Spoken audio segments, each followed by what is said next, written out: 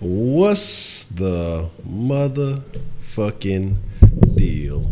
All the friends in the den. Welcome to the den. If you're not familiar with the den is a friendly conversation where opinions are uncensored. And, we all may differ in thoughts, but we're all friends in the den. So, where people of different backgrounds can express their feelings. We're having a super special den this evening. Normally we don't have Mr. Man Up available with us during the week, but he's joining us today. And so I think we're going to have us a good day today. I hope y'all are having a terrific Tuesday. Mr. Man Up, how about yourself, man? How are you feeling today? I can't complain, man. I'm getting better. I was a little sick myself. Caught it from my wife, who caught it from my daughter. But I'm getting better. I can't complain. How you feeling? Man, pretty good, man. Like I say, it's a wonderful day. It's always good to be alive. I got all my limbs, all my fingers and toes, so I'm never gonna complain, man. There's always opportunity as long as you got your health. So I'm not gonna be upset about that. Man, tonight we're gonna have an interesting conversation. Tonight I want to talk about safe spaces. And folks may be asking, what exactly is a safe space? Well, if you're not familiar, it's the trend amongst a lot of these universities. I know a lot, especially in California. It's been going on for a couple of years now. And basically what a safe space is like a designated area for people of a certain background, a certain belief, or, people who feel marginalized in society to go and feel comfortable, where they won't feel oppressed or anything of that sort. So, and it's kind of, in my opinion, I want to talk about, is it good or is it bad? And, and then we'll get a little conversation going. We'll open up the den line here in a little bit. For those of you who don't know, yes, you can call into the den with your thoughts and opinions when we open up the den line. But I just kind of want to dive into it, man. Man up, man. I mean, do you have any particular thoughts? Are you familiar with the term safe spaces? Have you heard about these? Yeah, I heard about safe spaces. I heard it in different contexts though. Like if a nuclear bomb was to hit America, people go dive into a basement or whatever, safe space. Or, some people get a safe space built in their home to deter burglars and stuff like that. Or I heard people with their safe space where they go a different space in their mind.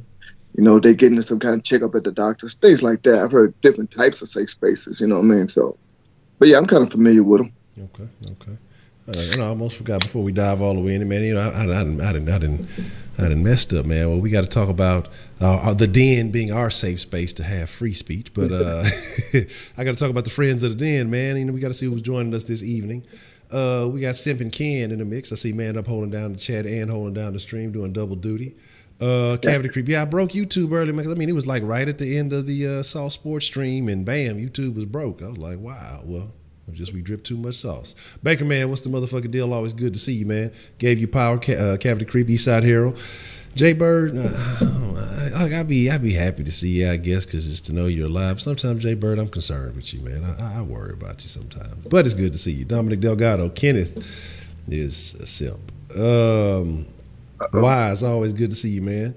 Let me see. Make sure everybody get their love. Let me show everybody. Balin, what's the motherfucking deal? Joshua, representing BMT, what's the motherfucking deal?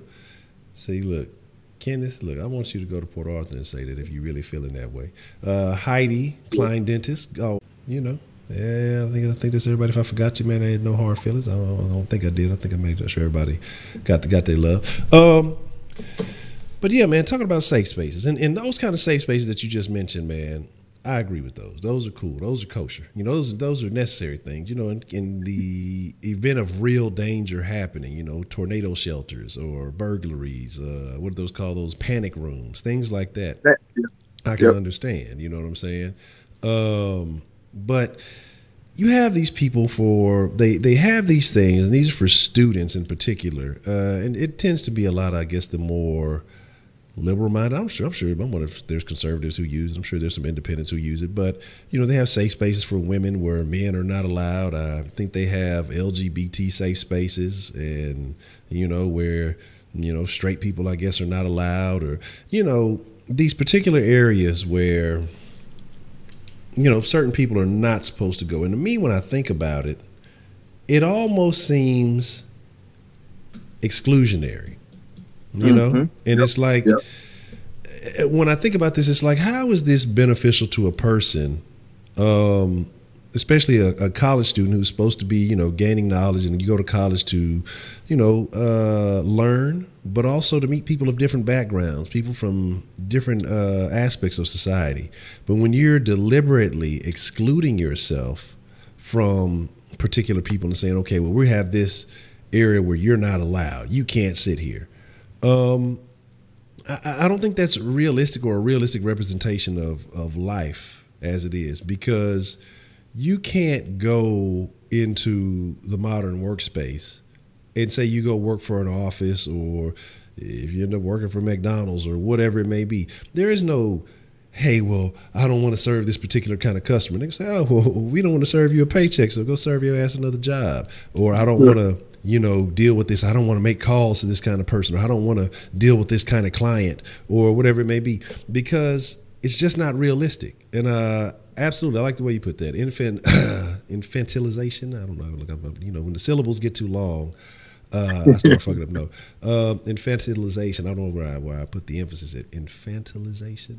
Yeah, something like that. I'm messing up a little of adults, but basically, yeah, you know, treating adults like children, you know, and it's stupid. It's pointless, and I mean, I don't think you're gaining anything from that, and I think you're stunting your ability to progress as a member of society, because the whole reason you go to college is to gain more knowledge, to again get used to dealing with other people, you know, maybe from a different location you were originally raised, you know, understanding how the rest of the world works.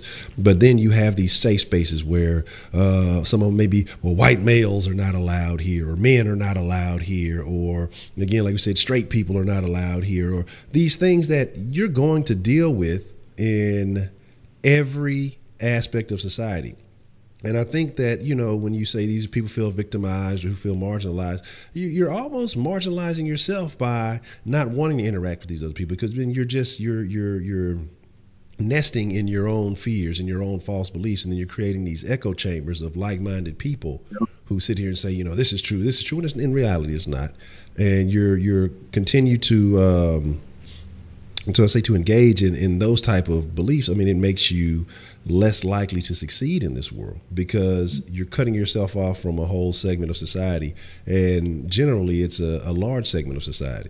So, I mean, your thoughts on this? I mean, do you feel like a safe space is beneficial? Do you feel like it's a negative? I mean, how do you view this in your mind? To me, a safe space is, well, the kind of safe spaces you're talking about is not really beneficial, because people try to use, my personal opinion, use them as a handicap. And what I exactly mean by that is, like, they trying to, like you say, you can't sit by me. Only these type of people here are allowed. Well, guess what? That's not only these type of people that's on this earth, or is in this country, in this city, in this store, whatever. You know what I'm saying? So I think they just trying to use that as a way of saying, this is what's allowed here. This is what I want. I don't want this kind. I don't want that kind. You know, such, you know, things of that nature. Excuse me. Sorry about that. I think the only kind of safe spaces, in my personal opinion, is that is beneficial, is those that I mentioned earlier, like a panic room, like a man going to get a checkup. You know, he try to clear his mind. You know what I'm saying? Because let's just be honest, we don't like those kind of checkups. You know, so. But we have to do it. Yeah. So we try to go in our head, go to another planet or whatever. You know, things like that. You know what I'm saying? Those are the ones, my personal opinion, beneficial right now. The ones that people try to make it to where they think that this is what I want or whatever. I don't, you know, like I said, to each his own. I'm not here to argue with you, tell you you right or you wrong. I just give you my personal opinion if you ask me. And I'm just going to tell you like how I see it. I'm going to tell you, no, I don't think that's beneficial at all. Just like a lot of, you used to hear a lot of women say they don't need no man for nothing. Then here they are talking about a few minutes later, hey, can you help me move this? Can you help me do this? Can you help me do that? I just said you didn't need a man for nothing. So those type of things, I think it's just as dumb as hell, my personal opinion.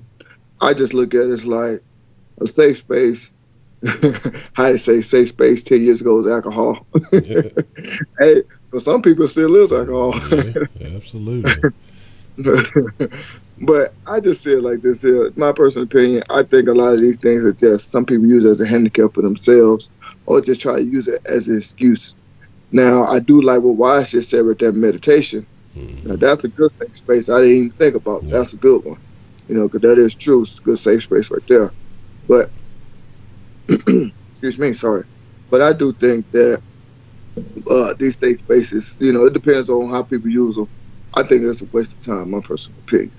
Yeah, absolutely. And I definitely would have to agree with you on that one. Because honestly, if the tables were turned and the people that they created this safe space to prevent from entering this area, if you will, if those type of people created a similar situation, we'd be calling it a different name. We'd be calling it segregation, or we'd be calling it some type of prejudice. We'd be calling it some type of, negative concept. It wouldn't be a safe space.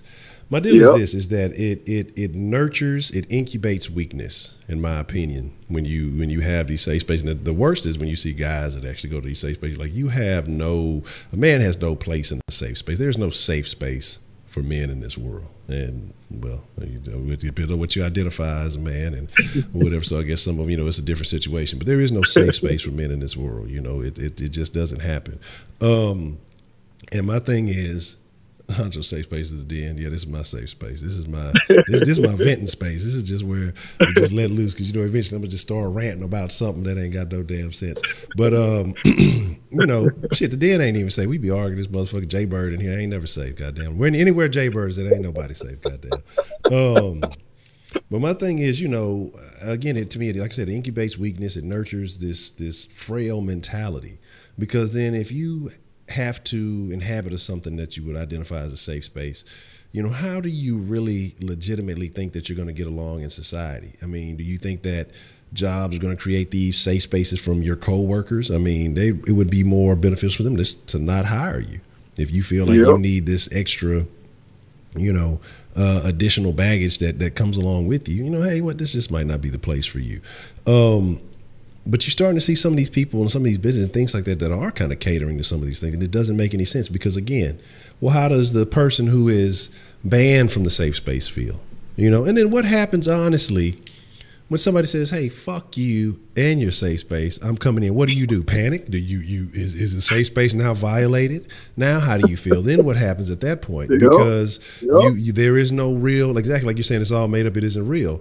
They're not truly terrified. Don't feed the cry bullies. But that's what I'm saying. What happens is, basically what it is with these people is that they can't accept where they lack in life. They can't accept their weaknesses. They can't accept their faults. And so they put the blame on somebody else, or they put the blame on people who are believed to be in a position of power. Again, it's that victimization of everything, and I hate that. They put the blame on people they believe are in power, and it's usually men, or usually the white male, the straight white male, and they have all these other labels that go with it. Because if you ever watch any of these videos, and you see, it baffles me. It baffles me. And again, you have some of these black liberal females, these feminists too, they blame the black man for everything too. It's like, well, goddamn, I didn't know we was enslaving y'all too, or we was, doing all this other stuff, that y'all label us the same as everything else, but we're part of the problem. Okay, well, that's fine and dandy if you feel that way. It is what it is. But my thing is, exactly, Craig, we're a society full of victims, and my thing is, nobody wants to say, hey, you know what? And I think it's sad, because this is the problem, every people are catering to this, is this, hey, you know what? I have more power than I realize. I have more ability than I realize. Instead, they would rather say, hey, I need to be protected, and I need to be this, this, and this, and expect someone else to solve the problem, when it's easily inside of you that you're giving away your power. And I talked about that a while back. Me and my pops one of the few things that he did teach me was, hey, never give away your power. When you need something like a safe space that's already saying, okay, well, I quit, I give up, I submit, I'm tapping out, I need to go in a corner because I can't handle life. Imagine if people back then when America was being built, and when these other countries were having, you know, their empires, or, you know, as life was going on before it got to this point where we are now, which is kind of sad sometimes when you think about it. Imagine if people back then said, hey, well, I need a safe space, or I need a, you know, when an invading country is coming in, or you're dealing with all kind of other stuff and wanting a safe space. I mean, it's pathetic. I mean, you would get killed. You would be murdered. You'd be slaughtered. I mean, nobody's going to respect that. Nobody of any sense is going to respect a safe space. So you're basically telling me I'm not allowed in this country, especially where it's supposed to be land of the free and all this other stuff, that I can't go over here because I was born a certain way. Again, that's prejudice. That's, you know, your biases. But then you say these are the people doing these things to you, but in turn, by you creating this stuff, you're doing it back to them. So you know what I'm saying? I got the power. Exactly, man. And so, I mean, it's crazy. You say just give blacks reverse slavery. At first they would think it's cool, but after a while, but I mean, that's what I think, honestly. And Dominic, because I don't ever know your intentions. You know, you're an educational terror. You know, I think that's what some people seek. A lot of people, and when it comes to equality, because just to try to trail off, a lot of people don't really seek equality. Some people want what they perceive to be the tables to be turned. You know, they want to be in power, and that's ultimately what it is. So they create these things for a place for them to be in power, a place for them to feel like they're empowered and have some say so, because in every normal day society, they feel like they're weak. But how you feel? I mean, do you feel like it's similar to segregation, or do you see a difference? Or when you're talking about these type of safe spaces, and we will talk about the other good safe spaces here in a minute, but these perceived safe spaces, I mean, what other problems could you see with things like this? Well, to tell you the truth, I do see it as a form of segregation, and depending on the situation, it could be a form of racism or prejudice. Prejudice. Yeah, I can't say the word right, but yeah, that. But excuse me, because at the end of the day, look, check this out. You don't want nobody telling you what you can and cannot do, where you can and cannot go, and you're basically telling me that as well too. Now I give you a point to stay at your space. You know what I'm saying? Get out my face, whatever. You know what I'm saying? Give me 50 feet, back up a little bit. I get that point to a certain extent. But when you come to telling me that, you know, this is how I feel, this is what I want, you know what I'm saying? None of y'all can come over here unless you believe and feel the same way I do. Forget all that nonsense, man. Because like I said, like we were just talking about before, you know, before we started here, about the Kanye West thing. A lot of people don't agree with him. I'm not going to say I do or don't. I really don't have no opinions on it. But at the same time, but at the same time, you know what I'm saying, that's what he chooses to do. That's his thing. So you can't sit here and tell someone else they're wrong for doing what they're doing, but then you turn around and do something of that nature and want everybody to sit here and agree with you. That's just not how this thing works. You know what I'm saying? So my personal opinion, but these safe spaces that we're talking about right now, excuse me. Sorry. My personal thing about these safe spaces is that, look, check this out. Like you just said, in the workplace, a lot of these workplaces at first was creating these certain kind of desks or I forgot what them things are called, where you could set your computer up on a certain kind of stand. I forgot what they call. They said, look, everybody sit there at your desk and do this here and type. You know what I'm saying? Now they got these standable desks. I forgot exactly what the name of them is, but where people can stand up and people can, you know, turn and, you know, walk around, you know, their little area and stuff, while other people don't have those. So I'm saying, and it's kind of like, to me, it's creating a handicap. You know what I'm saying? But for you and maybe a few others, while others don't need those and don't want those and see that as being stupid. But then now you're going to create this kind of atmosphere. It's like, okay, well, they did it for you. They did that for you. Maybe they'll do this here for me.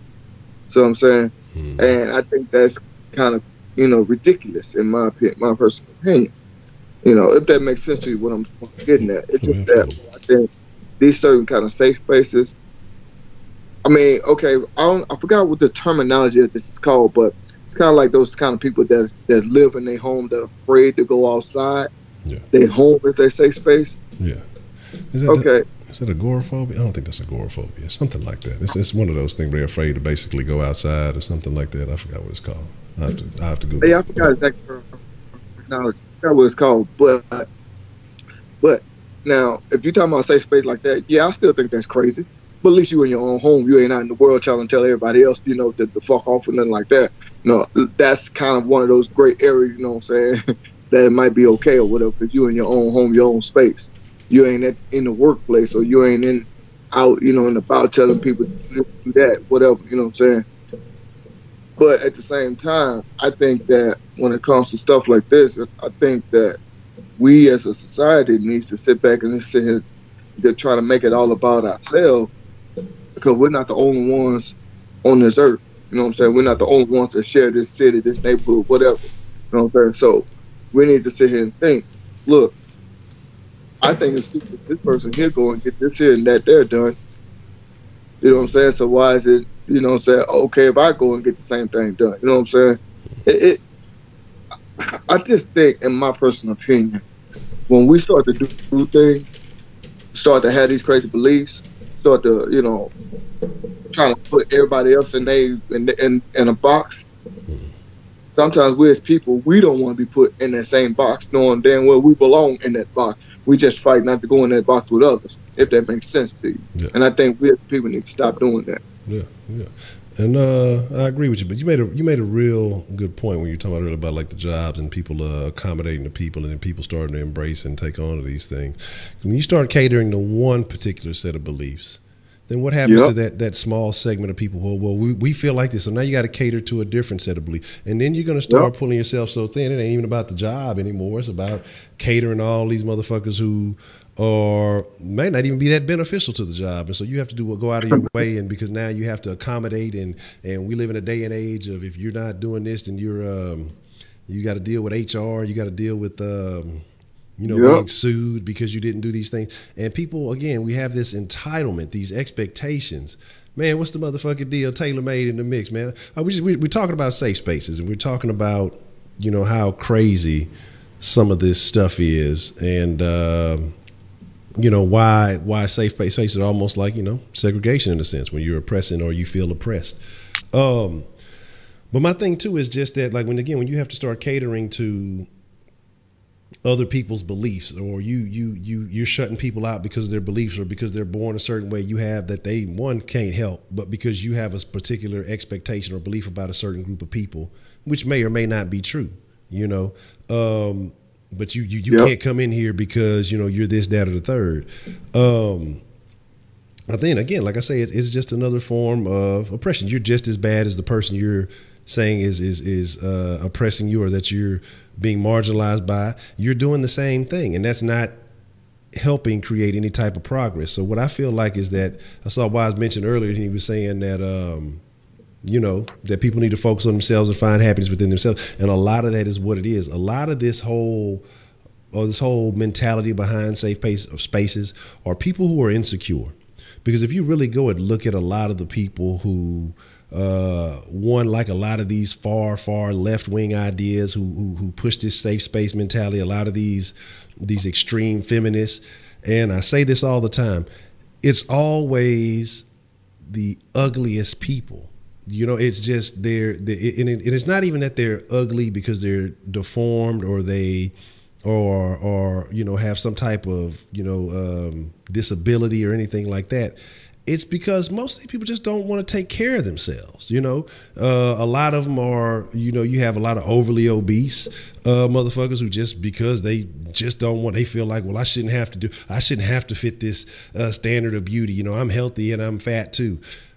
Maybe, probably not. You know what I mean? Like I said, it was a point where I was pushing, 300 and shit, and it was like, man, I felt like shit. You know what I'm saying? I'm just being honest. I felt like shit. And so anybody who tries to tell you, I'm happy and I feel just as good at this weight as I did when I was they're lying to you. Ask anybody who's lost a significant amount of weight, and they will tell you, man, I feel so much better because I can function so much better. I have more options in clothes that I can fit. Tell me a motherfucker who, ugly as an STD, I don't care. You guys to fuck to make an ugly baby. Yeah, All right. I mean, yeah, that's right. Ugly babies don't come from nowhere. But think about it. If you've ever had to sit in an airplane seat and you've been overweight, you're not comfortable. You know what I'm saying? Especially if you fly a coach. You know, so my thing is, when people sit there and they adopt this mentality, because you got a lot of these, you know, from the safe spaces to the fat acceptance and things like that, you get it's a lot of these people this same mentality, and it's almost lazy. It's a mentality. Well, I don't want to do that, you know, because it requires me to put forth effort. You know, I want this safe space because I don't want to put forth the effort of understanding these people, because I just want to believe that they're here to oppress me, or I had a bad experience with one person like this before, and I don't want to put forth the effort of you know, overcoming that and realizing it's just me and my insecurities that I'm having an issue with. And so, like I say, it's craziness, but yet people want to cater to these people, you know. It's just, look, if you're going to be a member of society, if you're going to be a part of the program, then you're just going to have to get your shit together, because nobody else in this world, and that's why I say America is a crazy place, because you go to any other fucking country, man, safe space, your safe space is going to be in jail. That's where you go, motherfucking jail. Your safe space is going to be underground. You know what I mean? You deal like motherfuckers ain't trying to hear that shit. Like, America's such a soft country. Like, people don't realize what's going on all around us, man. And it's just like, again, we cater to these mentalities, we cater to these ideas, and that's why I say, you know, pretty soon some things are gonna start shaking up, and a lot of people are not gonna be ready for it, because people are appeasing these people. And it's just like I'm saying, it's not what that is, man. Like, it's not what that is. And I mean, I don't know. And we're going to continue to be soft as long as we do that. And I put that shit in the same category as the people who over nurturing the kids and overdoing all these other little things. And it's just a weak mentality is what it is. And it nurtures that mentality. It nurtures that belief. You got to put yourself in hard situations to know that you can overcome that. When you try to remove every obstacle around you and create just a area where everything is easy, you make yourself weaker. You continue to become weaker and weaker and weaker. And then that's why you got people now who don't ever want to come out their house. You got people, that's why you got cat ladies who lay up on the couch all day. You got motherfuckers who they're afraid. They don't even want to look out the goddamn window, you know, because they've been afraid to embrace obstacles, or their parents never made them embrace an obstacle. Hey, take some L's, man, and realize, hey, man, I took that L, but I still survived. I'm still alive. You know, hey, I took that L, I got stronger. Or I put myself in a situation where I never thought I could survive, and I won. I mean, shit, like, you got to have those experiences to grow, to become a better person. Otherwise, you're just going to wither away, or you're going to atrophy away, because you're not challenging yourself. You're not challenging your mind. You're not challenging your body. You're going to lose. Yeah, because you're so worried about, well, I'm going to look like this if I do that, or I'm going to look like, or I'm going to fail. People are so afraid of failure or whatever it could be. And I mean, and it's crazy, but then they create zones where it's okay to motherfucking me to be weak, to be okay. And you got other people saying, oh, it's okay. You know, you got the I remember the chick, man, it was like a little, I don't know if it was a fat safe space or what, but it was just like, oh, it's okay, you know, to be this big. No, it's not, man. And because you can't sit here and say, you know, shit happens. Okay. Because like I said, when I was playing, I was about 215, and I got lazier, and that's how eventually over the years it had got close to 300. And I was like, God damn, I'm only a couple pounds. Let me get on my shit.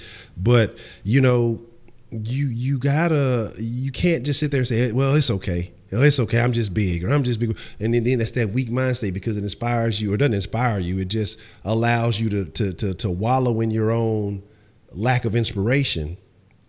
And you don't accomplish nothing, man. And then you look back on life saying, I wish, or you're pointing the finger at so-and-so over there who's going hard. Oh, I can't do it because, or they doing this because, and it's not true, man. And that's my biggest thing, is just that it enables weakness. It enables the bullshit.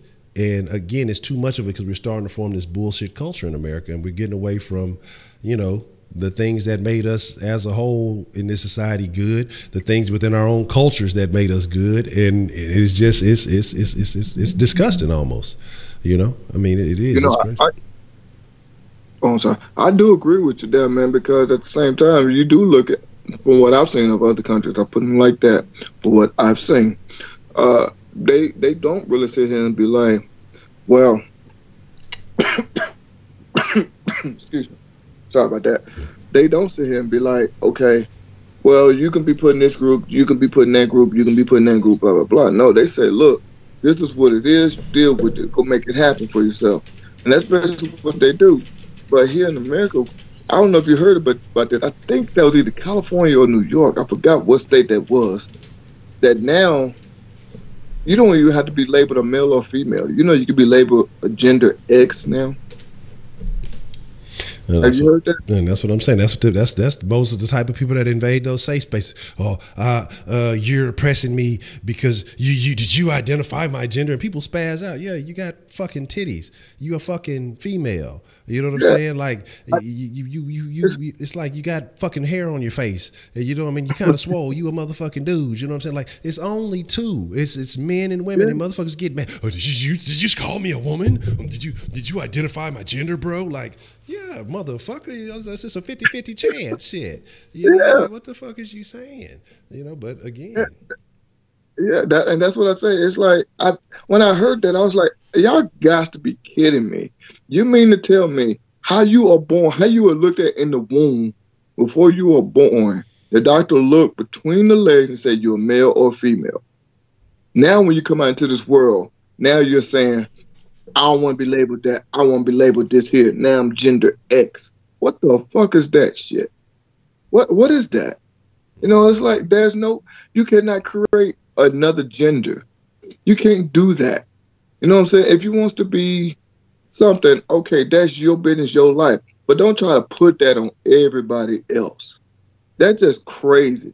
And then someone don't, like you just said, someone don't identify you as that. Now you want to get mad. No, I'm not going to identify you as that. If I see you walking down the street, like you said, you got titties, I'm going to assume that you are a female. And like you said, if you walking down the street and you got hair on your face, I'm going to assume you are a man. You know what I'm saying? That's just how this thing works. That's just how it goes. You can't tell somebody who's not a part of what you got going on in your world that you are this and that. No.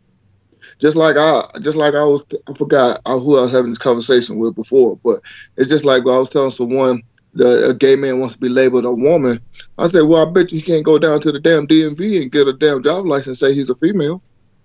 They're going to look at you like a stupid and try and kick your ass out of there. Yeah, no, you got to be what you are. That's just plain and simple. You can't go go get your damn birth certificate or go get a driver's license or whatever and say, they're going to say, oh, I'm not a male or female, I'm an X. Like, what the hell are you talking about? You know what I'm saying? So that's what I say. People need to cut that crap out. You know what I'm saying? That is just the most stupidest thing on earth, if you ask me. Yeah. You know, now if you got this own thing that you know you and a certain group or whatever want to deal with, that's y'all business. But when you're trying to throw it out into the rest of the world, come on, man. You can't make me believe what you believe. That's just plain and simple. You can't make me like what you like or whatever. You know what I'm saying? I'm not gonna go down that road. If I like I said, if I see you walking down the street, depending on how you look, is how I'm gonna call it. You know what I'm saying? Exactly. Oh, excuse me, ma'am. Oh, how you doing, sir? You know, whatever. Yeah. And people get offended by that nowadays. People get upset with that now. Yeah. That's the crazy shit. Yeah.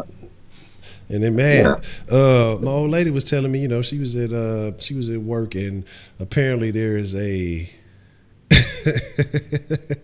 let me make sure I say this right as to not offend anyone. A tranny on her job, and the dude, or not, one of the women who I guess they had to interact with him was basically kept calling him sir or something like that, because the fuck, you just a dude basically with a wig on, you know what I'm saying? And I guess the trainer got mad because just like, if you call me sir one more time or something, I'm gonna choke you or some shit. Now, it's all fine and well, even in a playful manner, but a real man can't say no shit like that. I mean, I see Boy, TZ say, man, look, blame social media, bro. Give certain people a certain type of attitude. 80% of social media followers are just follow what's in. Ain't too many like us these days. Yeah, and that's what it is. It's a new generation, and a lot of motherfuckers not thinking for themselves. Yep. A lot of motherfuckers just accept what's put out on the table. A lot of people just, it is what it is. Oh, well, that's what's trendy, so that must be what I'm supposed to do. Like, man, fuck that. Fuck trendy. Fuck what's cool, man. Fuck all the bullshit, man. You got to do what's real to you. Quit looking for something to, well, everybody else is doing that. I guess if I start doing that, then, that'll be the cool thing. Or, feeling so oppressed or so, some people, I think they get this mentality that, well, I'm just awkward and I'm just weird. So I gotta do something different. Like, no, it ain't. It just, man, learn your inadequacies. And again, man, I say that the thing that I will always give credit to Will Smith for, no matter how weird he is when he made this statement. He said, man, if you've ever had a problem in life, somebody else has had that problem, and it's a 99% chance that they wrote a book about it. And man, look, if you feeling weird, go read, go try to understand what your situation is. Because honestly, man, a lot of this shit to me is mental. I think things happen when people are young, and then it just kind of sets them on a weird course. Because I see it with the youth nowadays, a lot of parents who just put their kids in front of a phone on YouTube or in front of a TV or whatever, and then they're letting all this media, and they're not paying attention to it, this media telling kids all kind of shit. YouTube had that scandal where all that crazy shit was on YouTube Kids, and it just infiltrates the child's mind at a young age. Or, they're not getting properly nurtured or given the proper information. And so the kid is going to take these thought processes. They may not have a full understanding of what's going on in the world, and they skew certain beliefs. They don't have a fully complete understanding. And then they become a little awkward. They become a little abnormal. Then they start accepting that, because the mind is a very powerful tool. And your mind will tell you something about yourself. You'll start believing it. If you feel like you're a loser, you'll start acting like a motherfucking loser. If you feel like you're a winner, you'll start acting like a winner. And guess what? You'll start winning. But people will sit there and say, well, I guess I'm just weird. I'm not normal. And then, of course, you're going to start doing more shit to make yourself correct. You're going to start, your body and your mind will come together and start doing things that are not normal, that are different. And then you're going to just continue in that habit. It becomes habit. And it's not that somebody said, well, Reading Rainbow was my shit. Man, Reading Rainbow I was watching the other shit the other day. You take a look, it's in a book, it's Reading Rainbow. Y'all know nothing about that. I can be anything. See, y'all know about that. Y'all know nothing about that, baby. But you keep asking about a fantasy basketball league. I'll look into it, man. I ain't even playing my damn fantasy football league, man. I know you've been asking for the last couple of days. I've deliberately been ignoring it because you was reading the wrong books. You can't be, over there reading, Tim and Tina Go Up the Hill and Jack and Jill. You got to start expanding. You got to read the other books they recommend. But again, man, like I said, it's just that these safe spaces create areas for people to nurture their weak-mindedness. You know what I'm saying? Midnight Love on BET. Does that even still come? I ain't watched BET in a decade and some change, man. Like, BET was killing me when they were just taking shows off MTV, basically just making them black versions of MTV shows and shit like that. I ain't fucked with BET probably since they got rid of Uncut. Yeah, I started watching BET since then when that lady bought BET, and she started taking all of them shows off. I was like, man, forget that, because she mainly took Uncut off. One talk about it's inappropriate for children, and I was like, guess what? If your child is up at 3-4 o'clock in the morning watching that, something ain't right. Now, I'm not gonna say that it's a parent thing, because we all know how I feel about that, but like I said, something ain't right. Yeah. You can't blame the parents on that one. Come on now. Man, exactly. Shit, that's too goddamn late. Look, man, look. What was the song? Damn. They used to have some songs on BET. Look, we might have to do a throwback episode to BET Uncut, man. Well, you already know the main one that people was going to talk about right now. You already know that one. Pretty sure you do. Which one did you talk about? It was a couple of them.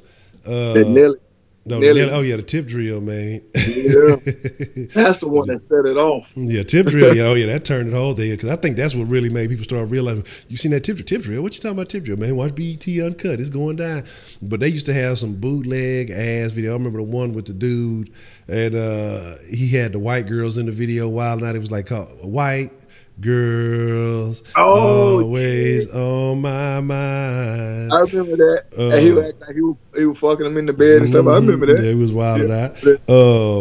What else? What else? It was one. It was one about something about Ferragamos, and I forgot how that hoe went. I'm gonna have to pull that hoe up. Mighty Casey.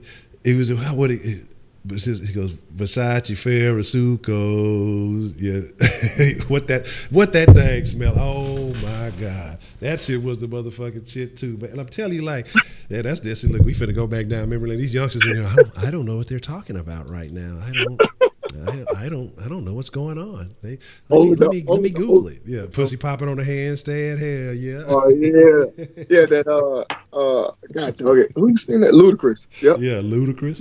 Man, I'm telling y'all, BET Uncut was live, man. That was the shit before World Star ever existed. Before any of that shit. Look, y'all know nothing about that, man. No panties. Yeah, I ain't got no panties on the dance floor. I'm talking about they used to have a whole bunch of shit. Y'all don't know. Y'all youngsters don't know about that shit, man. Look, let's fire it up, man. Hold on, let me do a little audio check. Make sure everything is kosher. We gonna fire up this motherfucking den line. Look, y'all done got me bucking the system. We done forgot all about the motherfucking me. Oh man, we forgot all about the safe space. Look, BET Uncut was not a safe space. You know what I'm saying? No, I gave you power. You don't know nothing about that shit. We gonna give y'all some game, man. Let me jot some of these down. We're gonna give y'all youngsters some homework. Only if you're over 18, because I'm not encouraging the youth to do anything out of line. Who was that one? It was a nigga from Alaska. He used to always have some wild shit. Joker the Bail Bondsman. That motherfucker used to have a couple little songs that'd be wild. And that. Shit, matter of fact, that's where I first saw Pharrell and Nerd. They had a song on that bitch that used to come on. Okay. Yep. I forgot what that which one it was, but that I remember them motherfuckers used to have a song that used to come on that bitch, man. But here's the deal. Like I say, let me make sure everything is appropriate. Y'all give me un segundo, and then we gonna y'all done brought back some old memories, man. And, and we gonna activate. Give me just 1 second. We're gonna do a quick little audio check. We'll be right back.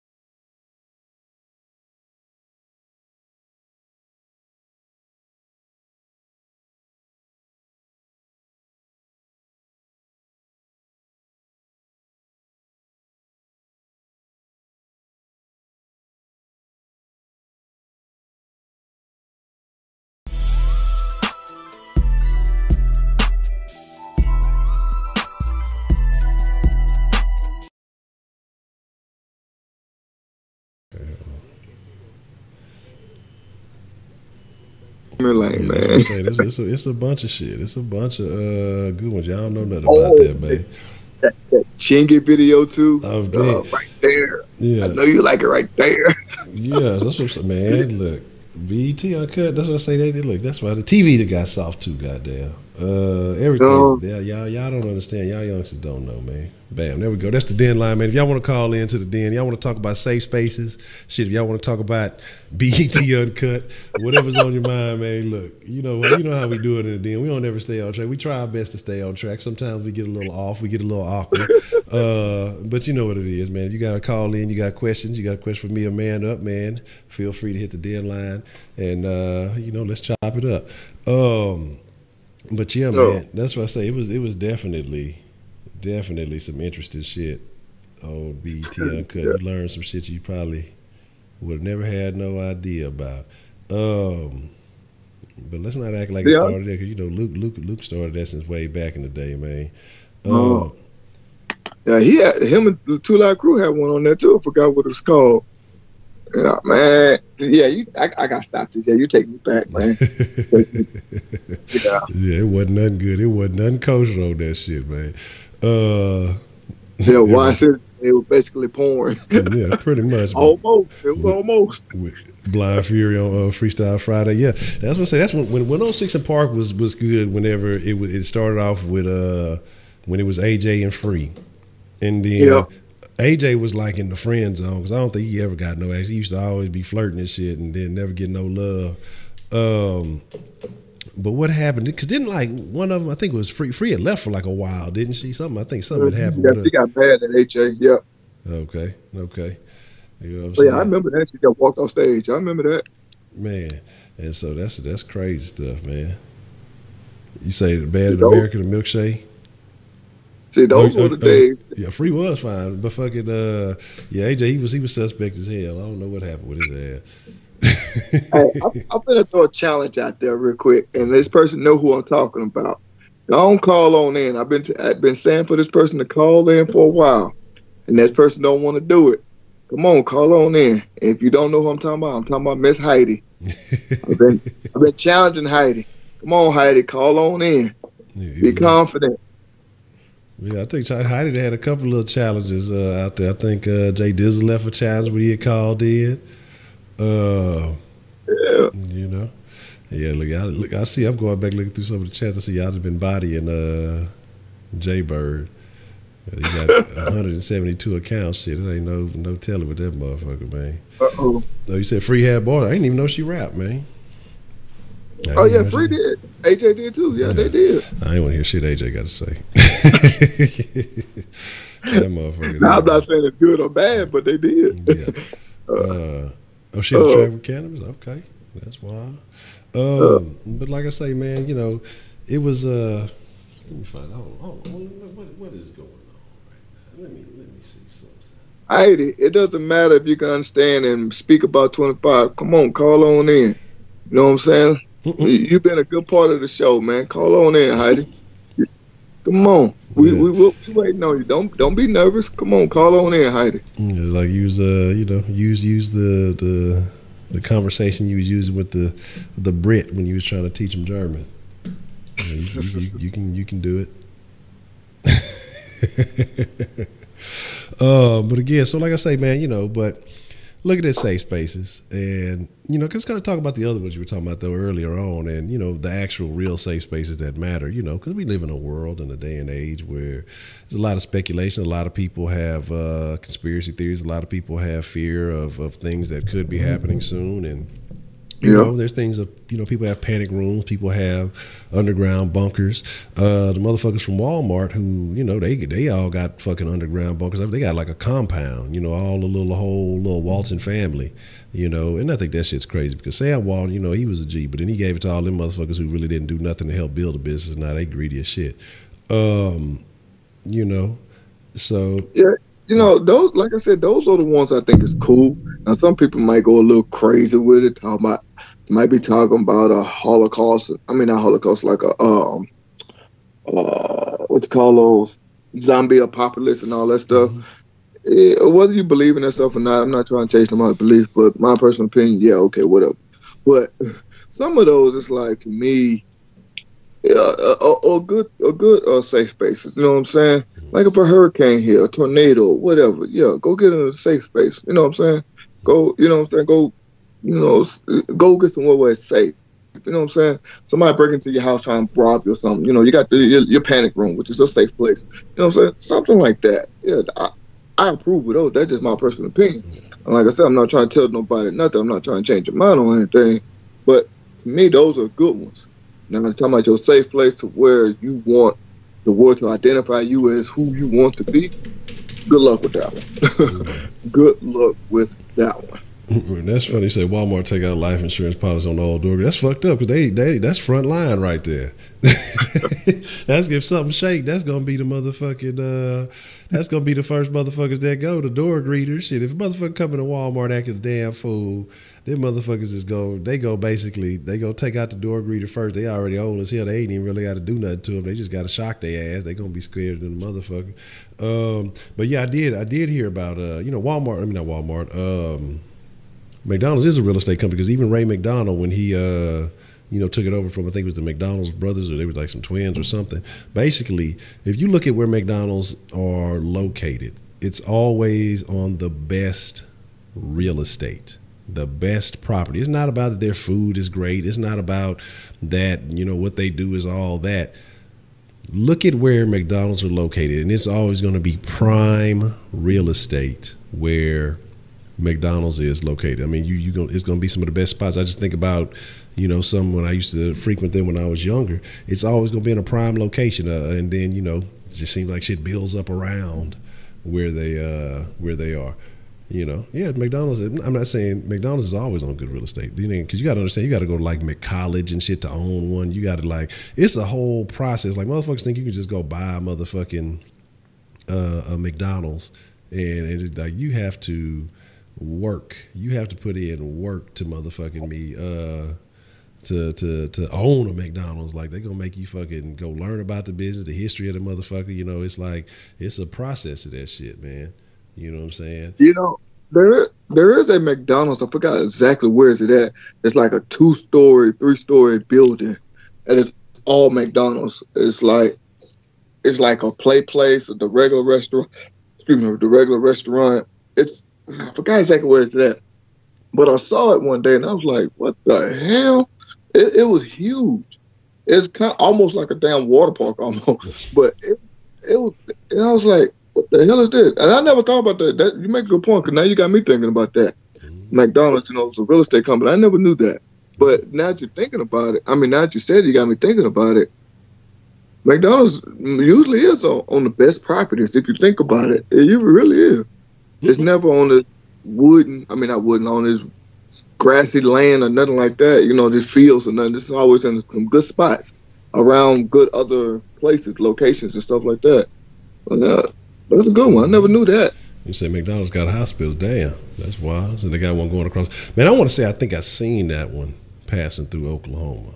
It's been, like I say, it's been some years. I don't know, like I may be thinking of something different, but I want to say that I've seen it. But yeah, like what y'all got to understand, man, about these businesses, like again, in the DM, we start talking about whatever it is, what it is. But a lot of these businesses, they have a philosophy, and that's why we talk about having your own philosophy in life is for you to move ahead in life. But a lot of these businesses have a philosophy. And and that's you could say it's integrity or whatever it is. Some of them not, because it is what it is. But again, they have something that they do better than other businesses, and so they capitalize on that, and that's what sets them apart. You have a lot of the mom and pop places. Hey, I just want to open a business, but they don't have an ideology. They don't have that philosophy, and so sometimes you don't see that growth. But again, like you look at the maximize profit while minimize risk, like I say, because you look at Mickey D's, man. Again, we're talking about prime real estate. Chick-fil-A's winning because they, it's a certain base that just loves their philosophy. Well, they're not open on Sundays. They have certain hours. They're not necessarily open real late. They have a Christian feel to them. You're gonna get the best customer service. I've never had shitty customer service at a Chick-fil-A. You know what I'm saying? Never had shitty customer service. At McDonald's, I've seen all kind of funky ass attitudes from motherfuckers. Motherfuckers don't even speak, look at you crazy, do all other kind of shit. At Chick-fil-A, the motherfuckers know your damn everything. Motherfuckers follow you on Facebook and shit, be your friend on Instagram, all that other shit. Like Chick-fil-A always has excellent fucking customer service. Like I think that's what, I don't know if that's what they pride themselves on, being a Christian company and then having all right, Balin, appreciate you following through. Having excellent customer service and they have some excellent chicken too. Yeah, it is. It's like you wonder why are these people so happy every time that they serve you. It's thing like that's why I say when I saw that fight, old buddy fighting old buddy in Chick-fil-A, and it was black, I was just sad. I was like, God damn, the one negative thing I've ever seen about Chick-fil-A, and it had to be black people. God damn it, they're doing us bad. But Whataburger, I fuck with Whataburger just because, man. Like I don't even know.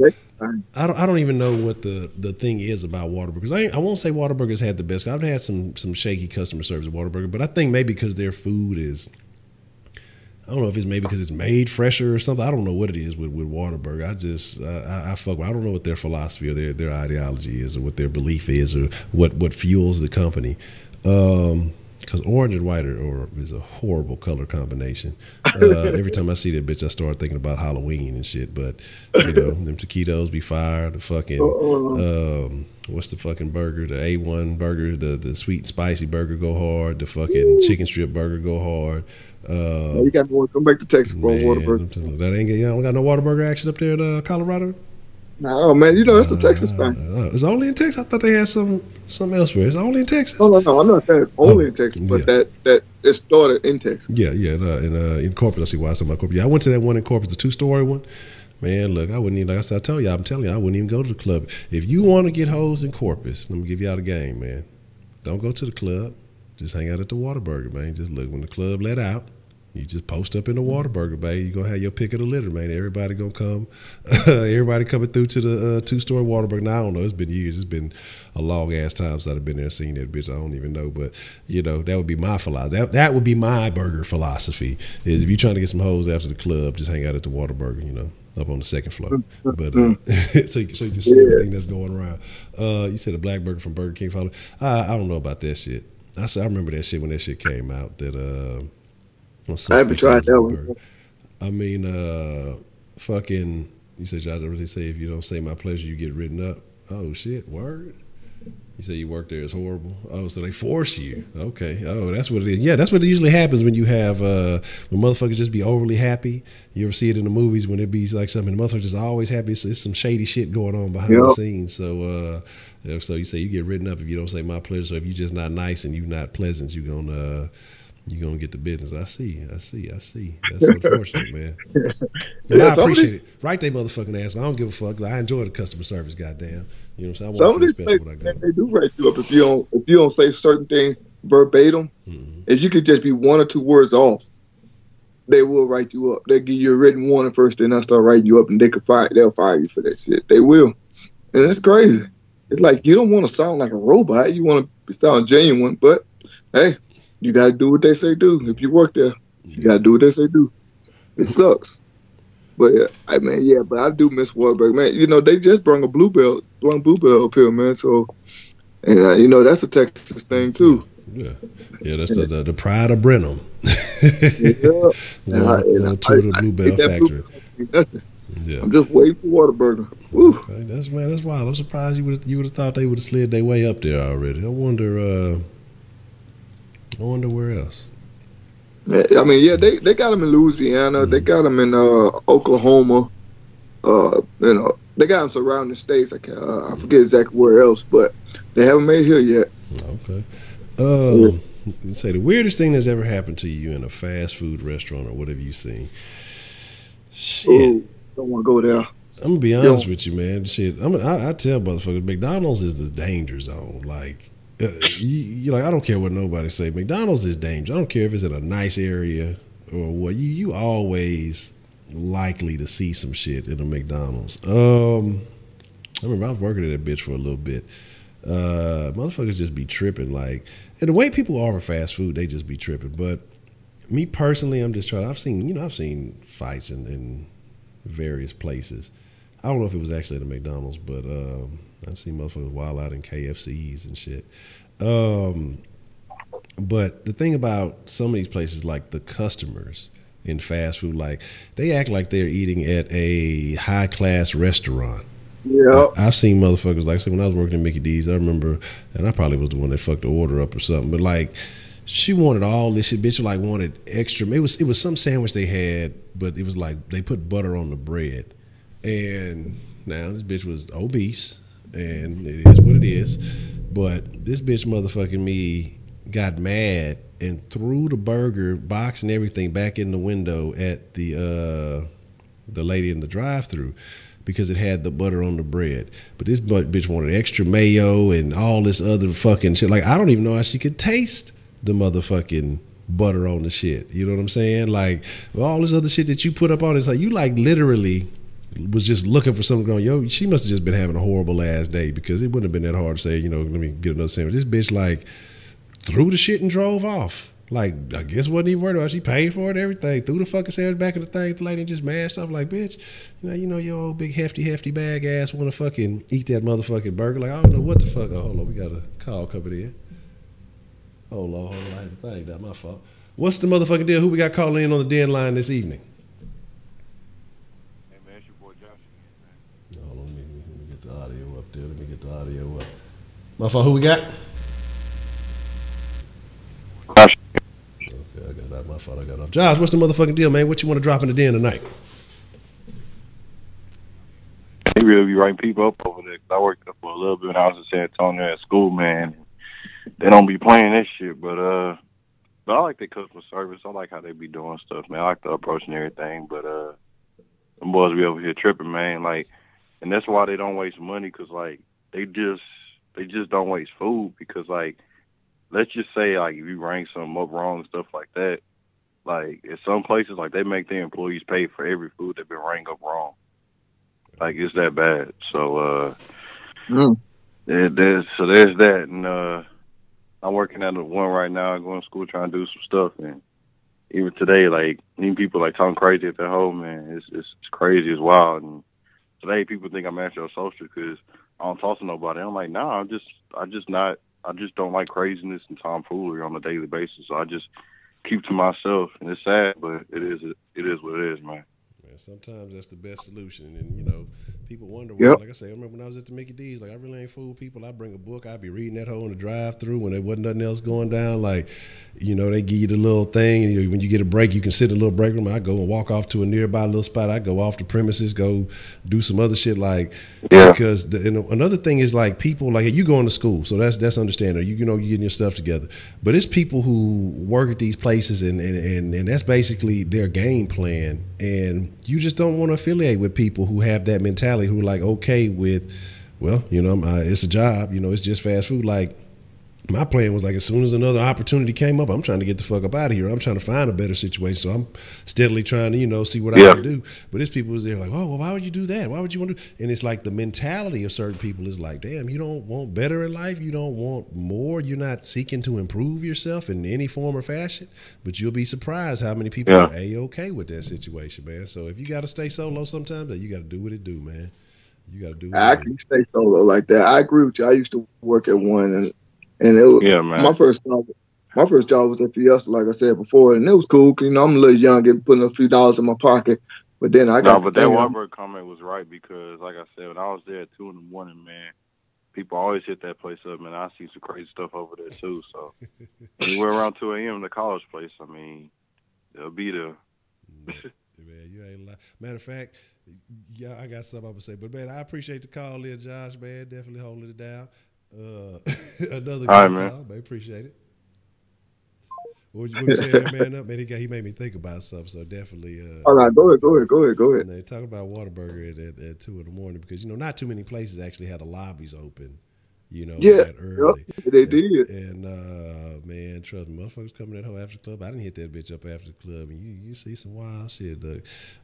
Drunk females are wild. That's all I'm gonna say, man. You'll see some intensity. I mean, that brought back like quite a few memories. You know what I'm saying? Now that you said it on different events, you know, you'll see some shit. Motherfuckers in the parking lot scrapping. You know. Yeah, that's where that parking lot pepper came from. Stuff. You know what I'm saying? Yeah. That's where that stuff came from. But man, you talking about bring back memories. We talking about BT on Cut, man. They brought back some memories like motherfuckers, man. I used to love to watch that shit. Yeah. But yeah, because I do remember, man, stand up watching that every now and then. Then, you know what I'm saying, go and do my own thing. Then when that lady bought BT from that dude, forgot her name. It started going down here. That was the first thing she took off was Uncut. Mm-hmm. I was like, man.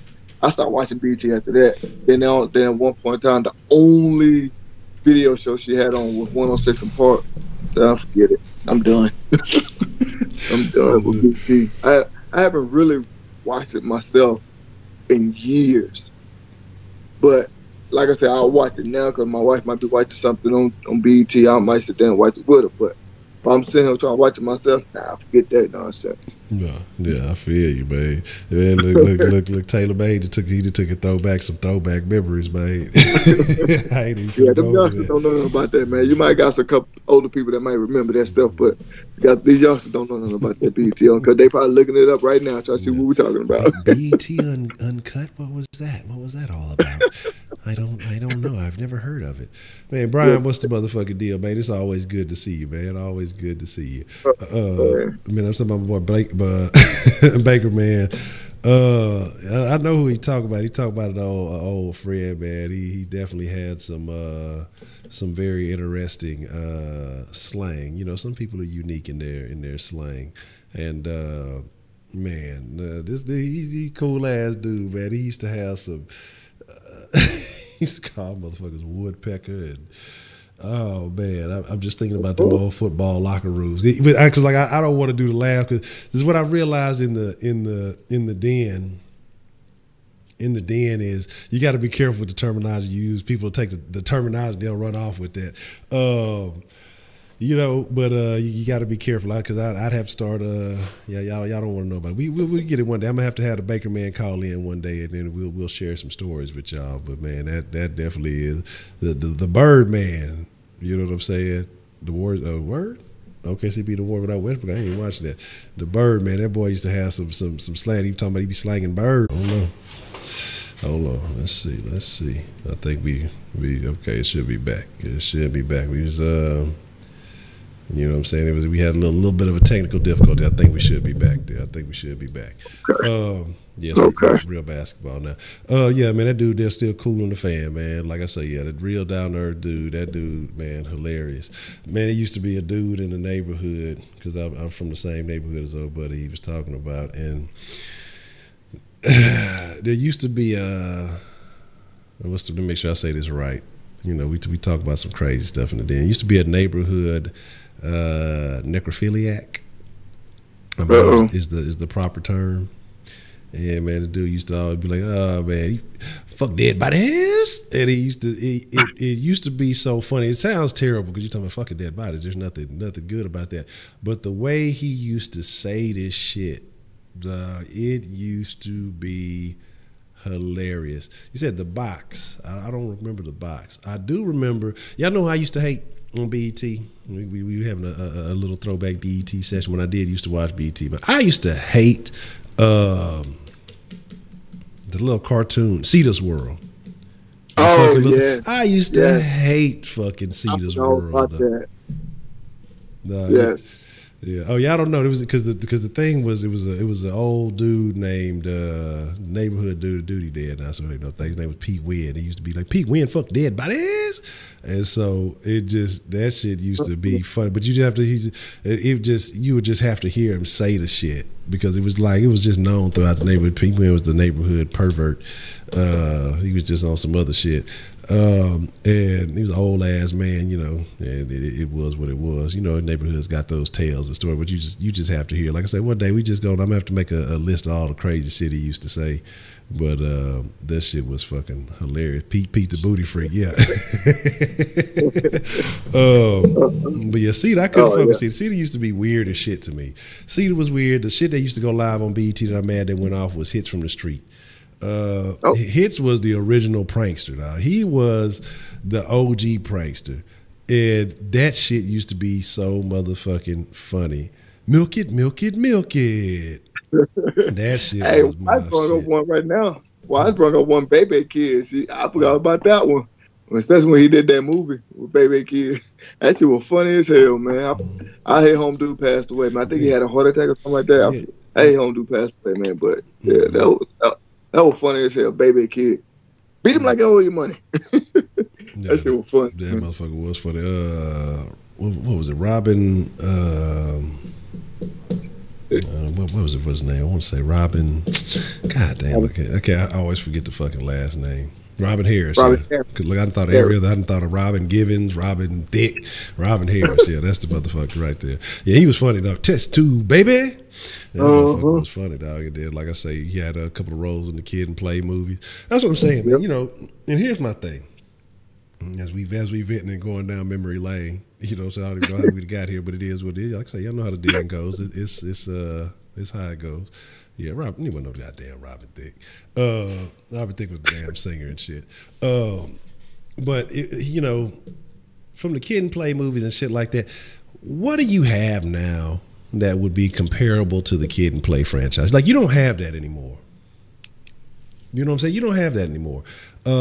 All you get now as far as prominent black comedy is something with Kevin Hart in it. And I'm not that big of a Kevin Hart fan. Just really, I couldn't even tell you the last Kevin Hart movie I watched. But as far as house parties, because I mean, everything is all about technology nowadays. You don't get that type of. Key and Peele was funny. I'm sad they took that off there, but them motherfuckers, I guess, got too big and they started doing their own thing. But Key and Peele was a funny ass show while it was on. If you ain't ever really watched Key and Peele, go back and check some of them hoes out. They funny as shit. But I'm just thinking, like, you had the House Party franchise, you know, Class Act, shit like that. You don't have anything comparable to that. I think there's so much entertainment nowadays that, you know, when there was only a few things coming out that you know, everybody watched that shit. Now, I guess because, you know, you can get entertainment from Facebook, YouTube, you know, Instagram, used to be Vine and all these other things. Like, so I don't think people are really just focusing all their attention on the same things. And so I just think that, you know, I don't think things will have that same vibe. You said you think about the other day, no comedian had a show like Dave Chappelle. Exactly. It was funny with Dave. She's like, yeah, even Key and Peele, they stole my show. Kevin Hart always falls short. Okay, Heidi. I think that was a short joke. Yeah.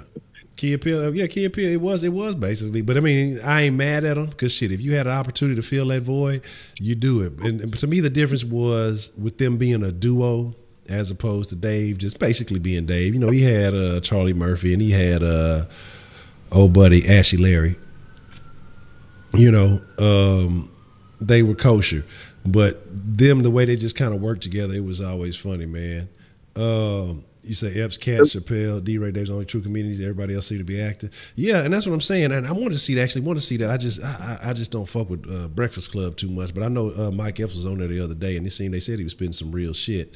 But it's just tough for me to fuck with Breakfast Club ever since the fucking Dame Dash interview, because Dame Dash went on there trying to give him some real game and just really talking about, you know, how to start a business, he was trying to give everybody some game, and they basically was getting mad. And I can understand they got mad because they felt kind of insulted, like the way he came at them. But he was just talking, you know, man to man, just being real with them, and they got upset, you know. DJ Envy got upset, you know what I mean, and all that other shit. And well, you can't do this, you know. Well, everybody can't go sell. You're not telling him to sell drugs. You're talking about, like, my son, he got a cookie business. My daughter, you know, she do this, and you know, all this other stuff. And he's like, man, take some risk, man. And they was just hating on him. But then, you know, Gary Vaynerchuk come on basically saying the same shit. And they, oh, yeah, and what else? You know, they eating the shit all up. But when Dame give it to him, you know, niggas want to turn the shit into a Twitter trend and clown and all that other shit, you know what I'm saying? And it's crazy, man. Like, so that shit is wild. That shit is super wild. Charlamagne's super weak, dog. That motherfucker be using cake soap and lighting his skin and shit. Like, that nigga he can't say nothing to me about whatchamacallit. Mike Epps, oh yeah, Mike Epps is special ed funny. They don't talk about what he used to be a special ed. Mike Epps is funny. Like, you can't emulate. Certain motherfuckers just had that natural that you can't emulate. Like, I forgot what special ed was. It was from a few years. It's actually from a while back. But it started off kind of slow. But once he started getting in his groove, Mike Epps was a funny motherfucker. Another natural that a lot of people sleep on, don't recall. I don't think he done nothing in a while. But Eddie Griffin was a natural. A funny motherfucker and intelligent. Like, you know, he little. You would think he was good. I don't know. I ain't seen him really do too much in a while. But Eddie Griffin was a funny motherfucker. Since he did that movie, like he was a black superhero. I forgot what, Afro Man or some shit like that it was called. I forgot what it was called. I ain't seen him ever since. Yeah, that's what I'm saying. I haven't seen Eddie Griffin in a while. Last one I remember from him was with like Voodoo Child, Eddie Griffin Voodoo Child. I think he might have had another one after that, but he was funny as shit. Eddie Griffin got a new interview with Vlad. Undercover Brother. Yeah, that's okay. Yeah, that's what it was. Undercover Brother. We had the Afro. Yeah. Now, I hadn't seen Eddie Griffin interview with Vlad. I'm gonna check that. I'm gonna write that down. I'm gonna check that out. Interview with Vlad. So he was talking about. I'm not gonna lie to you. I like the Eddie Griffin when he was in those movies with with those movies with Rob Schneider. I forgot the name of them movies. I got those movies too. Where he was the Gigolo. Yeah, Deuce Bigelow, Mel Gigolo. Yeah. You say I like that. He was funny as hell in that movie. Those movies. Yeah, Eddie Griffin gonna keep it all the way real with you. And he gonna drop some real shit. And that's what I say. That's why I fuck with. That's why I fuck with Eddie Griffin. He gonna keep it. He gonna keep it 100 with you. Like Cat gonna keep it 100 with you. Now, do you this? You remember this? Because Wise had said it earlier, and it made me think about it. Bernie Mac when he was on Def Jam. Oh man, Bernie Mac! I ain't scared of you, motherfuckers. Yeah, Bernie Mac was everybody rolling. Everybody was rolling, man. Bernie Mac was a motherfucker. That's why I say a lot of people fucking forget that shit. You know, they were saying, "Oh, you ain't like the way they did Birdman." Yeah, man. That's what I say. They try to do my boy Birdman bad, man. You know, put some respect on my name. You know what I'm saying? You know what I'm saying? But that's my thing is with them motherfuckers is they'll play all that kid and shit, and then when it come down to it, motherfuckers be holding them all the time. Like Master P hold the fuck out of Charlemagne. Oh man, Master P. I remember he went up there, Charlemagne, and Charlemagne asked the question that every nigga wanted back in the Gap. You know what I'm saying? You know, because y'all, if you ever bought a No Limit album, everybody saw Mercedes' pink ass on the motherfucking on the little interior flap. You remember the CDs used to have the little coming soon albums, and they'd have like the little shit, you know, whatever album gonna be dropping soon. And I don't know if Mercedes' album ever dropped, but her ass was in every motherfucking No Limit CD cover about coming soon.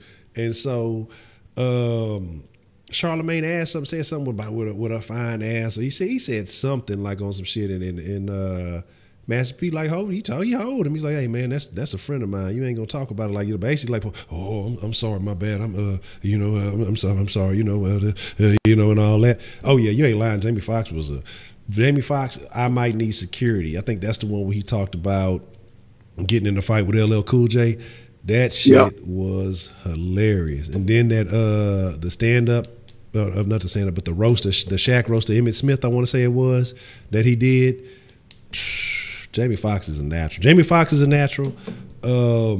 Like I say, because when he used to have that show that he used to have, like the radio show he had, he would be on that motherfucker just going in. He was a funny one. Bernie Mac was a funny motherfucker. Eddie Griffin was funny back in the day.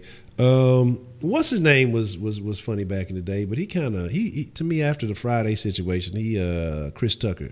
He kind of, I don't know where his mind went. You know, I don't want to be portrayed as Smokey and all that other shit. That was your best role, but then you go and do Money Talks, which was basically the same shit. We got a call coming in on the den line. What's the motherfucking deal? Who do we have calling in to the den? Hey, what's up, Honcho? This is Ernest, man. Ernest, what's the motherfucking deal, man? What you want to drop in the den tonight? Hey, I'm gonna bring it back. You was on the safe space, man. A couple things I want to talk about. All right. I do agree with you, man. That you know, people, you know, society have gotten soft, man. You know, in that regard. And but you touched on the aspect of victimization and feminism. You know, on the aspect of feminism, man. At first, I usually listen to nothing they said. But the older I got, I start having more of an open mind. Like, I'm willing to listen. I might not agree, but I'm going to listen. And some of them make good points. Like, they come from the angle of victimization, whether it's being a single mother, being abandoned by a man, being abused by a man, domestic violence, over and over again, to where they just develop, I don't know, bro, they start putting up a wall towards males because that's who they was victimized by. So I get it. You know what I'm saying? Now, the male bashing, they can miss me with that, but that angle I get.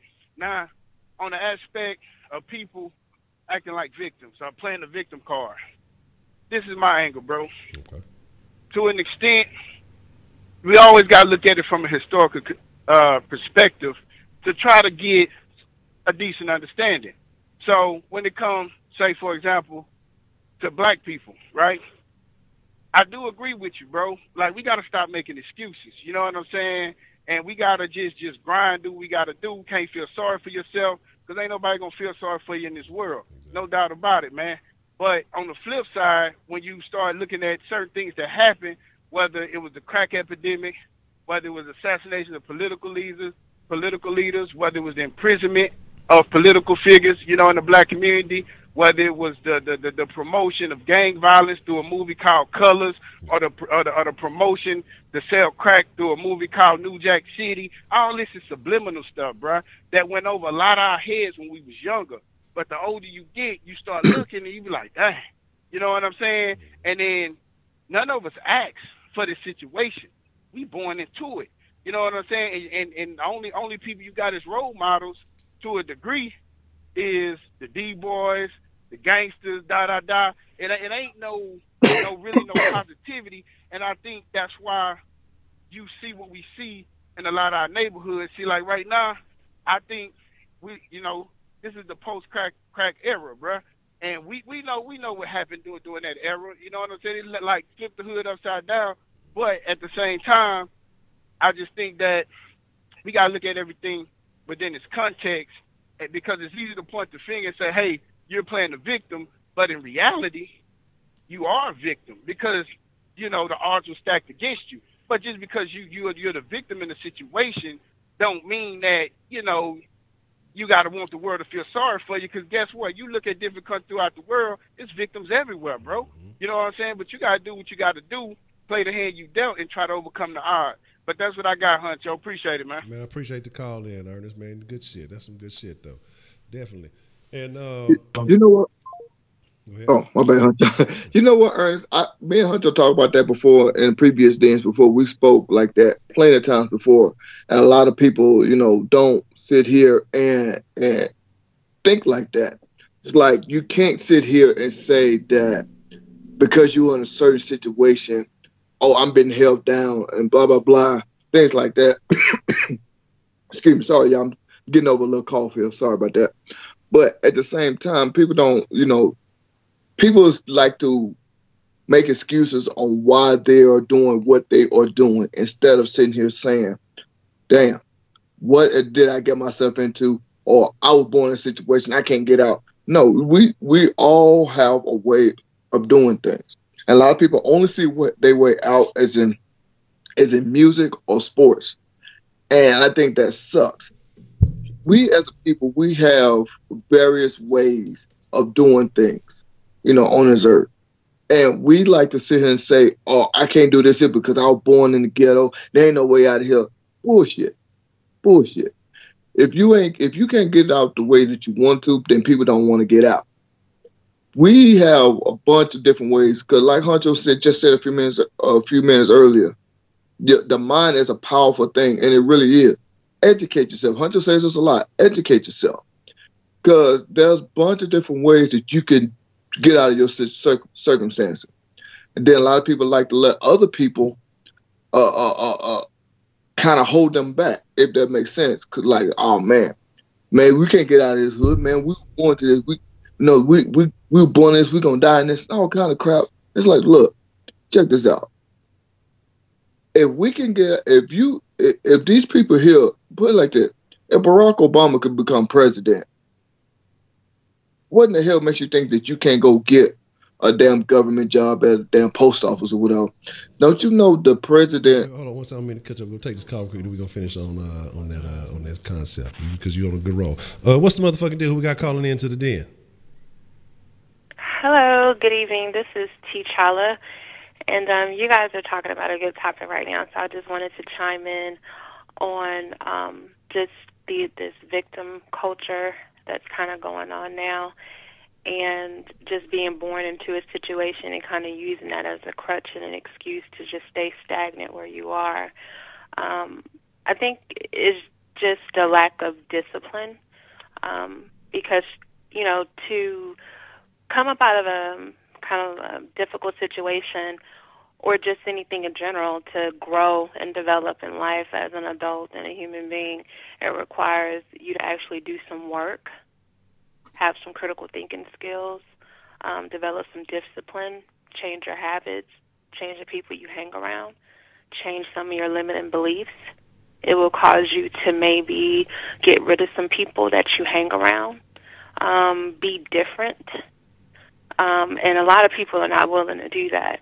And it's just easier to just stay where you are rather than to change and to leave that area of comfort. So that's all I wanted to say, and you guys could chime in on it. Thank you for the call, T'Challa. I think that's a very, very good point that you made there. I definitely agree. And growth is difficult. But the thing is, and like how you said, inertia, but the thing is again, like I said, I tell y'all, man, and I understand what Ernest is saying, because I tell y'all, primary early on in my life, Man Up can relate, because he'll tell, early on, we didn't make the best decisions, about some of the things. Shit. Yep. I went to college for a while, made some bad decisions. Then even after that, got into some stupid shit, knowing better, because I didn't stay constant in my beliefs, and got, jammed up having to deal with some issues. But once I start adapting and adopting, kind of like what T'Challa was saying, is about just making some tough decisions, letting go of some people that did not serve well. Like, and it's not about using people, but letting go of people who are not of the same mindset, of not the same mentality of what you're trying to do with your life, where you're trying to go with your life. But at the same time, I can understand, what Ernest was talking about earlier. But the thing about that is, once you recognize, you have to do like T'Challa said, make the difficult decisions. So when Ernest was talking about, hey, there was a lot of subliminal shit. Hell yeah, it was. A lot of the culture and shit, we embrace a lot of ignorant shit. But once you recognize, hey, what I'm doing is stupid. What this is not the way. Just like Man Up said, education. Like T'Challa was saying, hey, you got to do better, and it's a difficult task. I think everybody's bringing good points, but you got to recognize, okay, hey, you know what? Ultimately, I want out of the situation I'm in. You have to figure out where it is you want to be and what you're willing to do to get there. It's a lot of motherfuckers you see, and when you talk about, coming from an impoverished state, and I say I look at this with a lot of dope boys and shit like that. You say, yeah, you look up to the D boys, but you see that same outcome with all of them. They all end up dead or in jail. I'm not saying, hey, look, I tell everybody, hey, do what the fuck you got to do, but know the risk that you take when you do whatever you do. I'm not going to sit there and tell you, oh, don't sell no dope. I don't think it's the right way. I got jammed up. Your likelihood of getting jammed up is what it is. You may have some magical strategy where you getting away with it. Cool. But eventually you have to have an end game.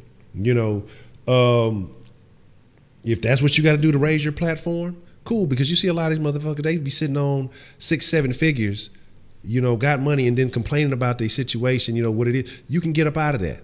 But a lot of them get addicted to that lifestyle.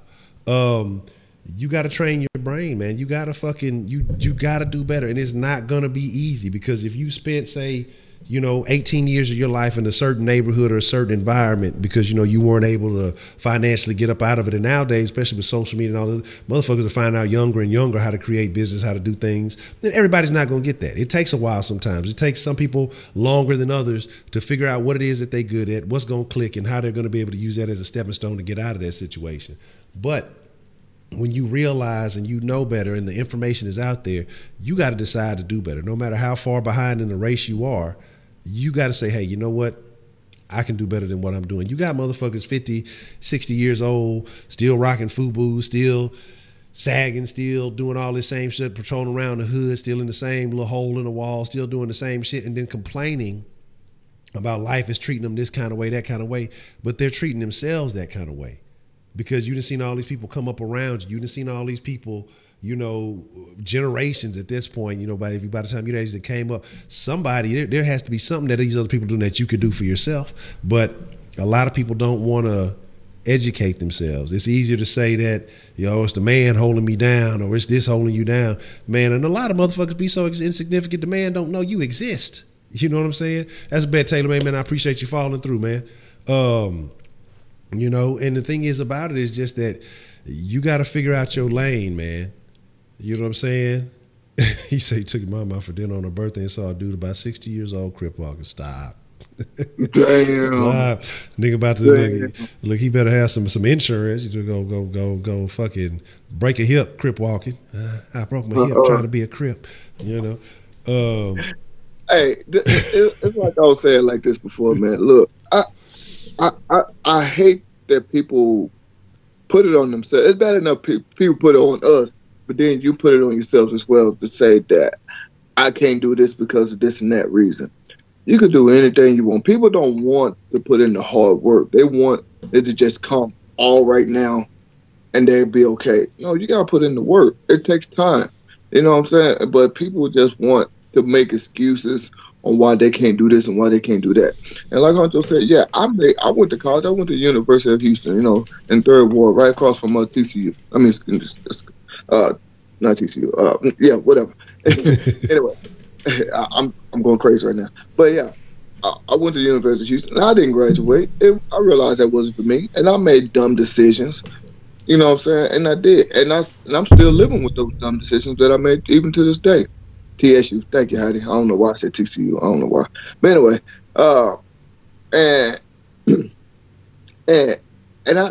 it takes time. We all have to, you know, just say, look, right, map yourself out a goal. Look, I'm here, and by 3 years or whatever, 2 years, next year, whatever, I want to go from here to here.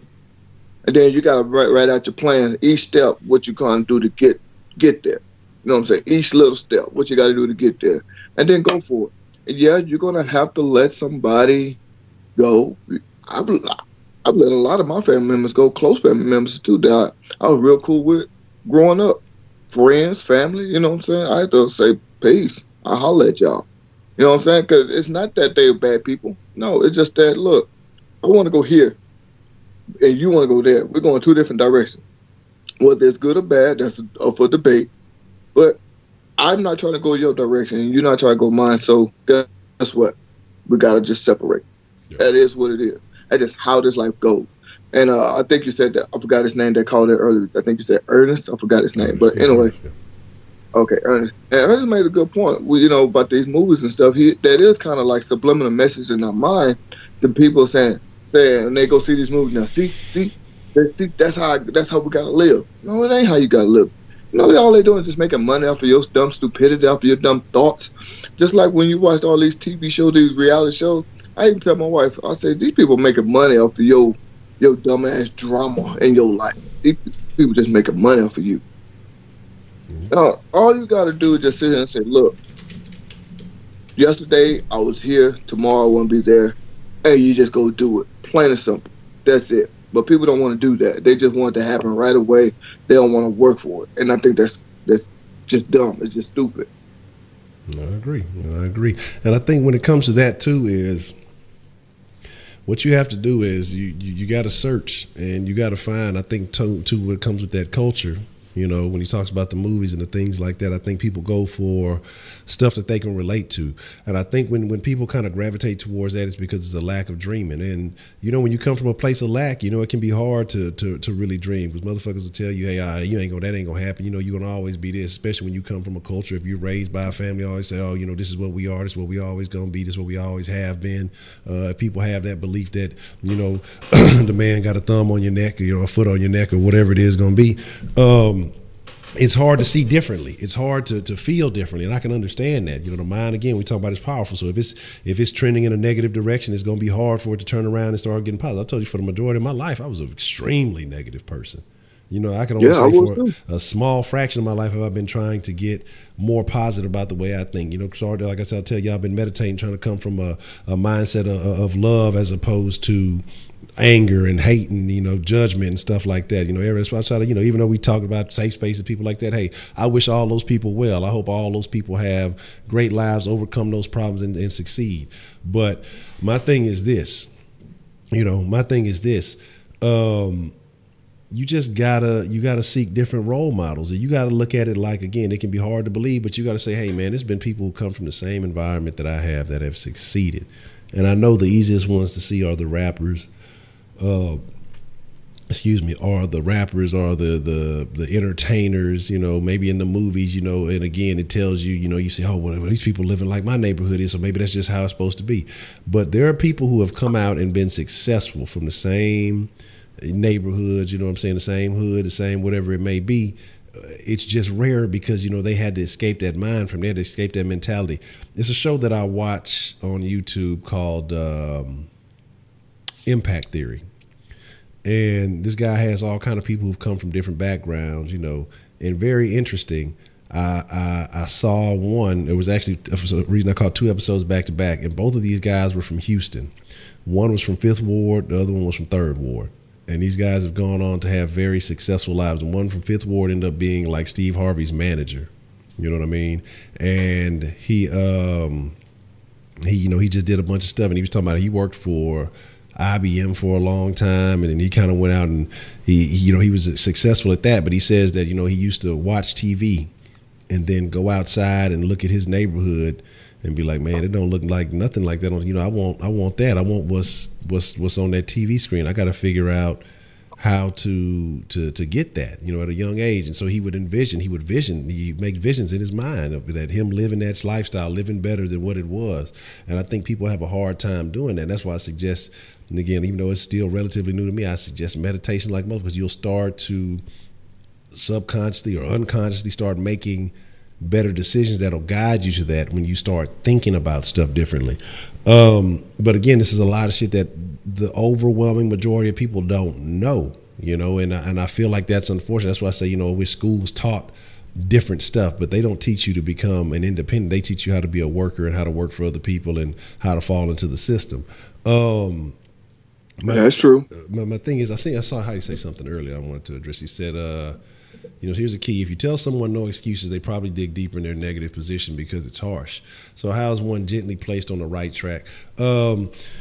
I think that if you try to highlight the benefits of what comes with doing better in life, as opposed to just saying, hey, if you keep doing it, you got to look at the positives and what they have to gain, as opposed to what it is that they're wallowing in, or the situation that they're still in. And if a person wants it bad enough, they'll start changing to realize, hey, there's maybe some truth in this. That would be my take. But in reality, you can't make any excuse, and you have to point out to them, if you want these things, if you want the gains, as opposed to the failures you've been having, you have to change your ways. You have to really be dedicated. You have to alter your life in a different fashion to go and pursue these things. Otherwise, you'll continue to get what you've always had. So I think that's kind of how you would have to kind of approach it. You know what I'm saying? But you're absolutely right, because I think about when you sit there and say most people don't take criticism well, who are you to tell me exactly? Especially if you're not in a position, if they don't see, well, you ain't doing it, or you ain't this, or they don't know what you got going on. I think people will immediately. It's just natural to kind of fight back, to put up that wall, that defense mechanism, because they feel like, you're being judged. You tell them that they're wrong. People don't want to be told that what you're doing in life is bad, or what you're doing in life is wrong. And it's a lot of people, because then you feel like, oh, my life has been wasted, or you're telling me I ain't shit, or you're telling me some of these things. So I can understand with some people, they need to be coaxed, and some people who really want it, I mean, you just tell them, hey, people who really want it, they're going to go get it, because they realize there are no other options. So me personally, I welcome all kind of criticism. When people got something to say about me, and I really sit there and let's just say I really sit there and listen, first thing I ask them, how did you come to that conclusion? What made you say that? What made you think that? Something like that. And if they give me a decent answer, then I'll really sit down and listen to them. You know what I'm saying? And then say this and that. I'm not one of those people just because you say, I don't know, whatever. Say something, got something to say about me, that, man, blah, blah, blah. You know what I'm saying? Because I'm trying to teach that to my daughter right now. But when somebody gives you a compliment, guess what? Somebody can also give you something that's criticism. Then also, too, not every compliment is going to, feel good. You know what I'm saying? The truth is the truth. That's why I always ask people, how do you come to that conclusion? What makes you say that? Blah, blah, blah. Because at the same time, you might be saying something that I don't see. You know what I'm saying? And I think that was Craig Baker. He said he welcomed all constructive criticism, which is true, because you don't know. Like I just said, somebody else might see something that you don't see. No, know what I'm saying? So they might realize, hey, don't do this because this and that. You be like, okay, yeah, you're right. I ain't think about that. Things like that. So when people say these things, when people got something to say, it's like people always quick to get in defense mode and ready to attack. They don't sit there and say, okay, why did this person just come out and say this? You know what I'm saying? And I find that crazy. It's weird to me. It's like you think in your head that you're perfect. We're not. You know what I'm saying? We're not. You know what I'm saying? You don't know what someone may see. You know what I'm saying? And then what's funny is I like to tell this to people a lot. My mom told me this growing up. If everybody has say the same thing about you, 9 out of 10 is true. Because complete strangers ain't gonna lie. If all these people are saying the same thing and they don't know each other, more likely it's true. You know what I'm saying? Mm-hmm. And I'm saying that because like when I'm not gonna say the person's name, but certain people that I know from work, when we'll say the same thing about someone, and then someone else that just get hired to come in and say later on say the same thing. Someone else just get hired, come in and say the same thing, and you quick to say, "No, it ain't true. Fuck you." No. If complete strangers say the same thing, it has to be true. Mm-hmm. There's no way in hell that it's not. Yeah. You know what I'm saying? So it's like, what am I going to gain by sitting here telling you that, whatever's going on, sucks? Craig Baker say truth echoes. That's true. Mm-hmm. And what am I sitting here and gain by telling you this here, your cooking sucks? What am I going to gain by that? You know what I'm saying? I don't know your recipe. You know what I'm saying? I'm not going to go make no money off of it because I don't know how to make it. You know what I'm saying? So it's like, what I got to gain by that? Stuff like that. You know what I'm saying? So it's like people need to, I think my personal opinion is that I'm not sitting here and saying that listen to what everybody has to say. No, I'm not saying that at all. But just taking in consideration that someone might be telling you the truth. All right, you have a good one, T-Charles. Thanks for calling in. No, and I was going to get to her point that she was making earlier, but it kind of slipped my mind a little bit. So let me go and get to that real quick. She said something. I forgot what she said. Let me get to it. Oh, here you go, right here. She said, safe places are for people who don't want to be challenged to think differently. They just want to be surrounded by yes men. And you are correct. Mm-hmm. So I'm going to let you go, T'Challa. I appreciate that. But yeah, she's right about that. People don't want, and that's kind of what I was getting at a little bit there. People don't want to think for themselves. So they just want to be surrounded by someone that's going to tell them they ain't nothing wrong with them, they're perfect, there's something wrong with everybody else in the world, blah, blah, blah. It's like, whatever, man. So I just look at it like this here.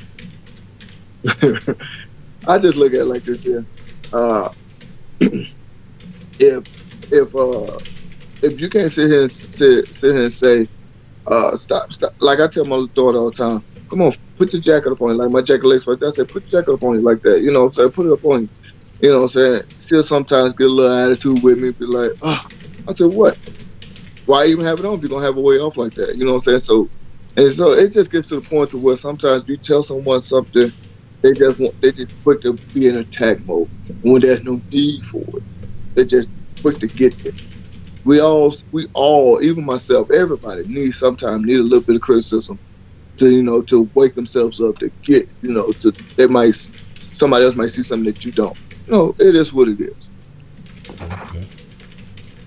Absolutely. And again, the perspective is always important. And that's why I say too, even when it comes to like, say if it's the den or even with the salsa, I'll tell people, hey, offer, your opinions, your thoughts. And so that's why sometimes you'll see things change a lot. When people, hit me with stuff, I never really take it personal. It's a difference though between constructive criticism and an insult. You know what I'm saying? But I'm laughing because Broderick asked what we was talking about. And so I said, safe spaces, BET. And we came with the white girl. That's the shit I was laughing because we was talking about that. Oh, yeah, Chick-fil-A and Whataburger. We definitely did. But the thing is, too, especially with, man, you're not lying about that, Heidi, but this new generation, because say it's hard to give advice anymore with age because you become an annoying lecturer. And the first thing that these youngsters want to do is old head, you old head. Back in my day, we used to call them school, as an old school. Say school, blah, blah, blah. But at least a school was probably, 50 plus, it was up in age. It wasn't like, 20, 30-year-old. These motherfuckers call a 25-year-old an old head these days, and so you can't fool with these young bucks too much because they just be on some other shit. You know what I'm saying? But I mean, like though we were talking about a variety of stuff, and I'm laughing because of that. But she was saying it's hard to give advice, but you can't really say nothing to motherfuckers now. They don't want to hear it. Youngsters think they know it all. even when it's just, man, it's crazy because a lot of these motherfuckers don't have no life experience, especially this younger generation. All their life experience is watching other people live life via some type of video or following the Logan Pauls or or whoever, you know, on social media, on, you know, seeing other people live life on Facebook or Instagram and shit, whatever, you know, and think, well, you know, this person said this, and this, and I understand it because, you know, I seen them do it. But you don't really understand shit till you have the experience yourself. You know, you don't really understand stuff until you go through a situation on your own accord. You know, when you live vicariously through others, it's easy to say, judge, and criticize. But until you do these things, you know, with your own 10 toes in the mud, then it's a different thing. But these youngsters, you know, they feel like they know it all because you see so much more nowadays than you used to see back in the day. You know, you used to have to hunt for stuff. Even if you were looking it up on the internet, you had to wait on dial-up, and you know, shit. It took too damn long. You go fucking make a sandwich, read a book before the fucking shit and get pulled up, all that type of stuff. You know, you go to the library, be back by the time which you won't be pulled up on the damn internet and figure it out. But you know, it's just a whole different situation, you know, but you can't. I mean, and the people don't want to be around you when you're always lecturing. So they always feel, oh, this motherfucker finna start on some shit again. When I think most people who are doing so are well-intentioned, you know, they are, you know, have well-meaning, but again, sometimes it just don't fall like that. But like I was saying, no, it's a difference between insulting and constructive compliments. And I think that constructive criticism, constructive compliments. I guess it can work both ways. But constructive criticism, and you got to be able to know the difference. And I think that's where some people get it kind of twisted. When somebody's offering constructive criticism or a personal attack, you got to be able to know the difference. And some people just don't like to be told anything, and they'll get mad about anything you're saying. You know, about, hey, man, you know, well, I think you should do this or I think you should do that. I take all kind of advice. Don't mean I'm going to do it, you know, but I'll consider it. I'm saying, okay, well, where is this person coming from? What is their intention when they say this? Okay, well, it's well-meaning. Okay, if it's well-meaning, let me think about it. And, you know, that's one of the things that stopped me when I first started on the sauce and I was smoking on Salt Sports. You know, somebody came in and said, hey, man, you know, love what you're doing, love what you're talking about, but, you know, when you start smoking, you know, you start getting a little ways through the blunt, you know, you kind of start slurring, and the way you're presenting stuff kind of changes up. And, you know, at first I was like, man, fuck that. This is what I do. This is the whole point. Sauce, you know, is the weed goes. And so I started listening, and I'd go back and I'd watch some of it and say, hey, you know what, this guy has a point. He's not coming from an insulting perspective. He's not trying to attack or anything. Basically what he's saying is true. Hey, you know, I'm listening to it. I do start slowing down. I start kind of forgetting what I'm speaking on, and, you know, I'm kind of all over the place. So that's what kind of separated. Then it became, you know, the Kush Den to talk about other shit, and then now it's the Den. But, you know, and I think that was a big improvement. And if I'd have been an asshole, oh, this motherfucker just talking shit, you know, if I wasn't open to that kind of criticism, you know, it might not be where it is now. I'm not saying it's anywhere, but, you know, the growth and the people who fuck with it might be like, this motherfucker just on some bullshit. He's just saying some crazy shit. Or people, you know, maybe they might gravitate toward more. Who knows? But, you know, and the same effort might not be put into it. So I think you just got to really analyze what people are saying when they say it and understand where they're coming from.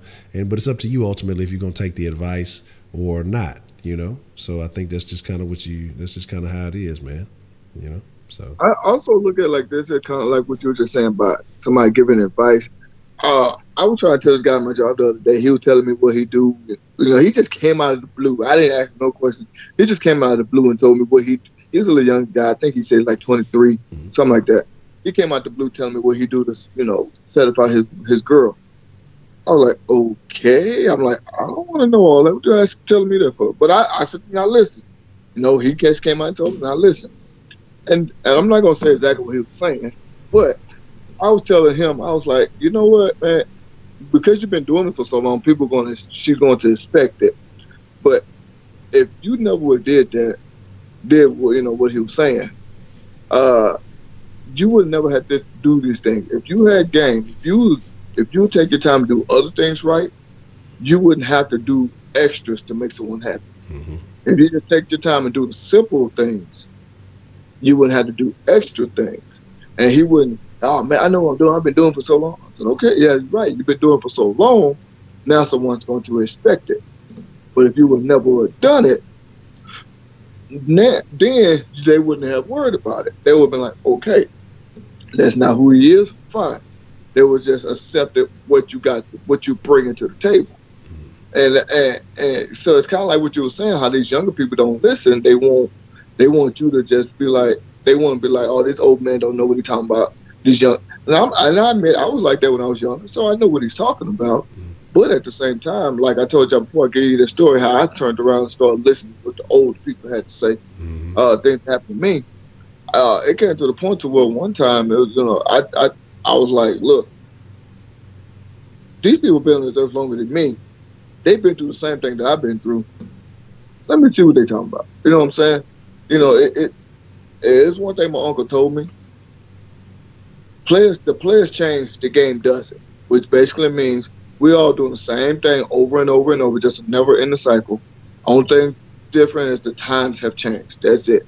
It went from a pager. I know you remember them SkyTel pagers. Man, hit me on the hip, man. Yep. To now your Samsung cell phone. That's it. You know what I'm saying? So it's basically the same thing. You know what I'm saying? So it went from pimping back in the day, the pimps wearing the high heels with the big old hat and the cane and shit. Now motherfuckers on the corner, they pimp slap you and they Bentley and shit like that. So it's basically the same thing. You know what I'm saying? And I was trying to explain to him, exactly. I was like, look, man, this is what you should do. I'm not telling him what to do, but I'm like, look, if why I say the payphone. But I remember those days. You see a payphone nowadays, you better not use that motherfucker. Everybody in your conversation. Oh, man. But yeah, I was telling the dude, I said, look, if you just paid attention to the simple details of what your lady like, that'll far exceed her expectations than you doing extra shit that she might like or might not like. But if you just pay attention to that, I told him, I said, man, look, me and my wife been married for over a decade now. So he wasn't even married. He's not even married. So I said, you can't even tell me. That fool say 1-800-COLLECT. God damn, man. I remember going to the payphone door and that 1-800-COLLECT. I remember those days, man. I had to make that. You remember on the collect call when they say state your name, you say something real fast. You say, "Come pick me up from such street." Yeah. so you wouldn't get charged or nothing. You remember? Yeah. It was quick, man. Look, there's always a way around that shit. That shit's fucking funny. That's some throwback shit right there. Yeah, that is throwback, man.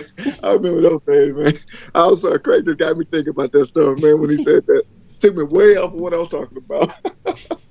But yeah, I just want to throw that out there because you were talking about giving advice and stuff like that, and how you say how a lot of these young people don't want to listen. They think you just lecturing them when you're not. You just say you just spitting game because you've been down that road, so you know what you're talking about. Yeah. You know what I'm saying? So yeah, I just had to throw that out there with that 1-800-COLLECT. But some people though, they gotta have it the hard way. Some people they gotta bump their head for it to stick in. Sometimes they gotta run into a wall a couple of times. And my thing was when I was younger, man, I always paid more attention to older folks. I always did kind of try to listen, but then there would be those times that hey, I'm gonna go figure this out for myself. It was a thing when I was young. My mom always messed with me and shit. A lot of my family, especially both my side, they'll always be like, hey, remember when you used to talk about you tell yourself what to do? That was my thing when I was young. Don't nobody tell me what to do. I tell myself what to do. And I would tell myself into some ass whoopings. I know that shit. I used to always be getting into some shit. I tell myself what I was. It would just always be something.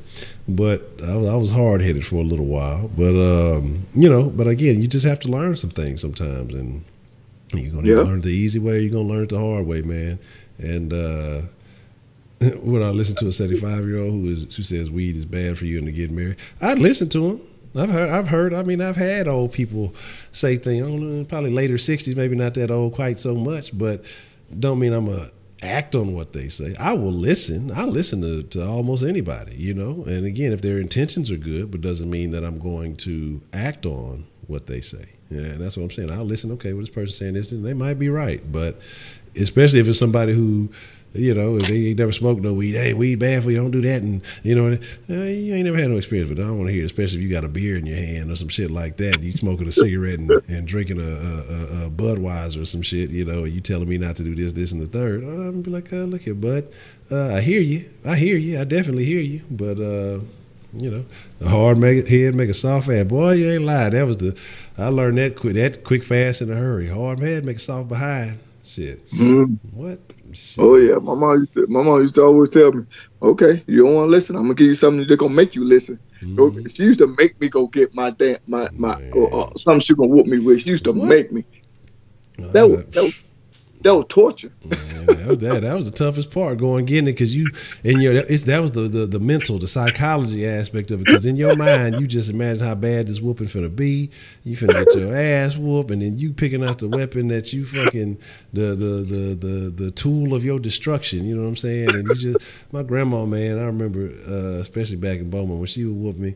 It was like I said, she stayed kind of in the woods, you know, so it was a lot of trees and shit around. It was a variety of trees, and I used to try to be slick. I'm gonna go get this little bitty piece of shit ass, small ass switch. It's like, oh, hell no, boy, that ain't gonna cut it. So I had to go back and walk and get another one. And make sure you leave some leaves on the end. Damn, leave some leaves on there. She trying to whoop my motherfucking ass. They add a little extra twang to the sting. You know what I'm saying? And so, you know, make sure it's this thick at the bottom. And she be in the kitchen window watching me go and get it. I try to get, not that one. That off that tree right there. God damn, I'm finna get my ass beat. Oh, this shit ain't finna be no fun. I'm telling you, that the psychological aspect, honestly, was almost worse than the real ass whooping, you know? So, yeah, that was the crazy thing about it, because in your mind, you know, and that's how life is, too. And that's should have been a life lesson, because in life, we make up such shit in our head, and it's always worse than the actual experience, you know? Yep. And that's the thing about it. That's the power of the mind again. You know, so it is what it is. Bring a heater, so they tell you to get a small place. Shit, that wasn't gonna work. That heater, they go, okay, yeah, she can wheel that shit. She gonna do it. I remember the time, man. My grandma, what did she have? It wasn't a pecan tree. And when she went and took that shotgun to the back and knocked that squirrel off the tree, and then fucking cooked that hoe up later. I was like, yeah, I ain't fucking my grandma no more. She ain't playing no games.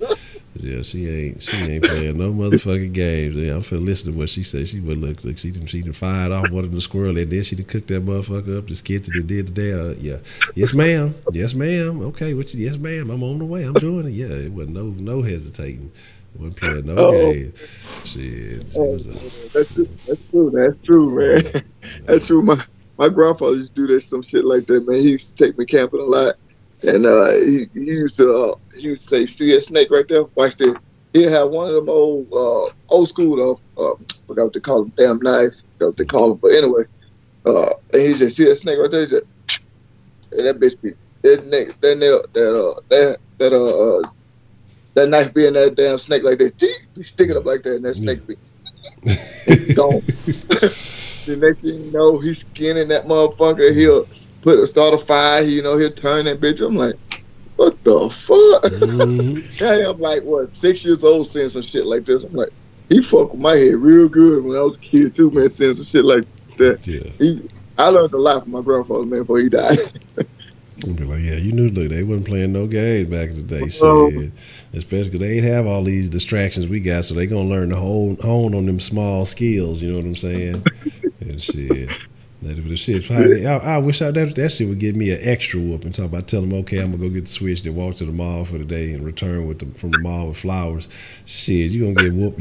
She gonna whoop me with the flowers, each one of them. Don't let it be a dozen. She gonna whoop the petals off each one of them, then still make me go walk outside to get the switch. Oh, you want to waste my time too, huh, motherfucker? I got you. But no, my grandma ain't never really cussed like that. That was the thing about that.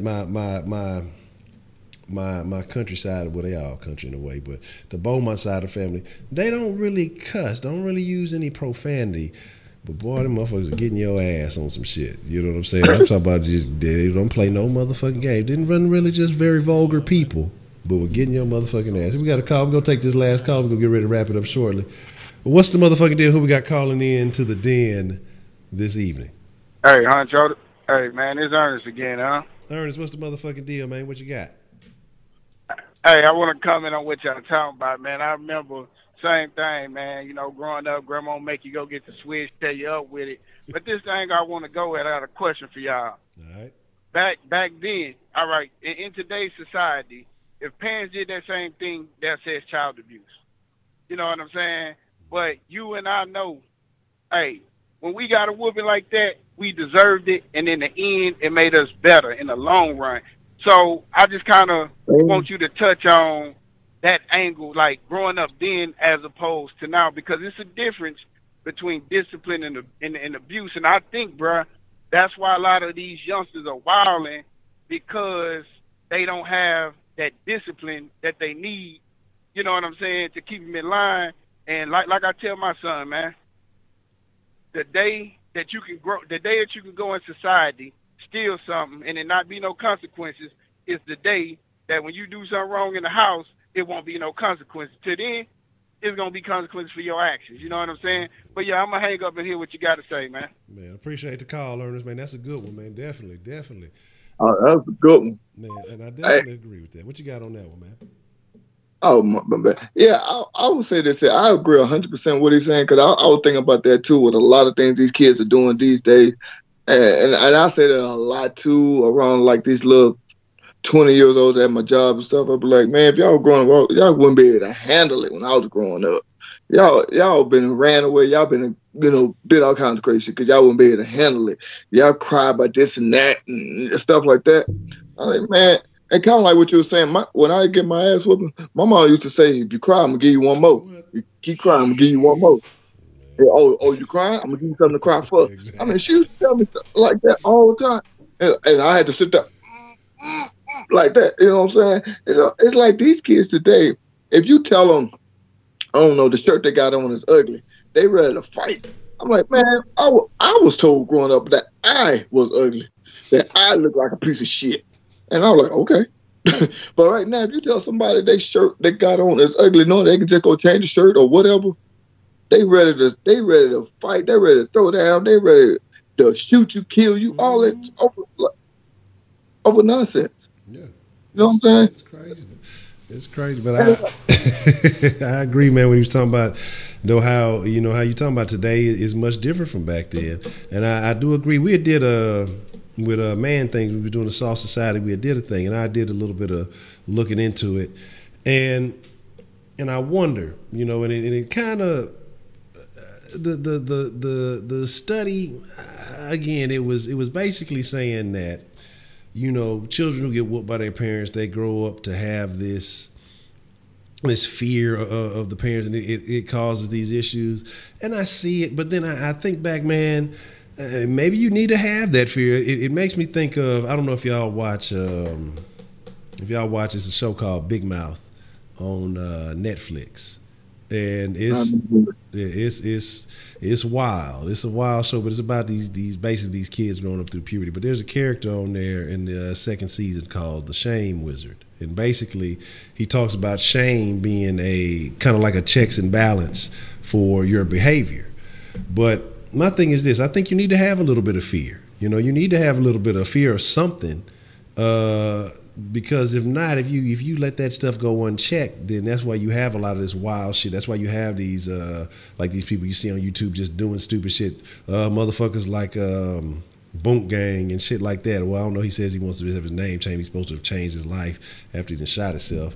And I told motherfuckers when this shit happened, he shot himself. But I remember getting my ass whooped. And like I say, especially when my parents were together, especially, I used to get my ass whooped. When they kind of got divorced, it was less so, and that's when my behavior started to kind of change up a little bit. But now, if you do anything to a kid, it's if you, like you say, you say something wrong, that's verbal abuse, and it's gonna cause them problems. Or if you whoop a kid, that's child abuse. They coming to take your kids. Like, the fact that the government is involved in every aspect of our lives now, from we talked about marriages and we talked about all these other things, is the craziness. But I think that discipline is necessary. They said that you should do a different discipline. When I read this study, it was basically saying that instead of whooping your kid, you should make them do, exert physical effort, or, put them to work, or do some of these other things. But that sounds good until your kids say, no, I ain't doing that. Then what do you do? When you start running out of options, what do you have? I mean, because the kid just sit there and say, nope, not going to do it. Or I ain't going to do this, I ain't going to do that. Then what do you have? That's why I think every now and then I try to say, you talk first, you try to explain, you try to have that conversation, you instill that understanding.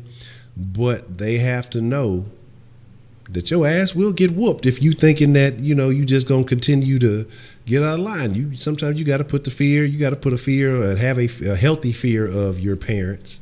You know what I'm saying? Because again, when you let them get out in that world, and they do some shit where he was talking about you get out there stealing and doing all this other shit.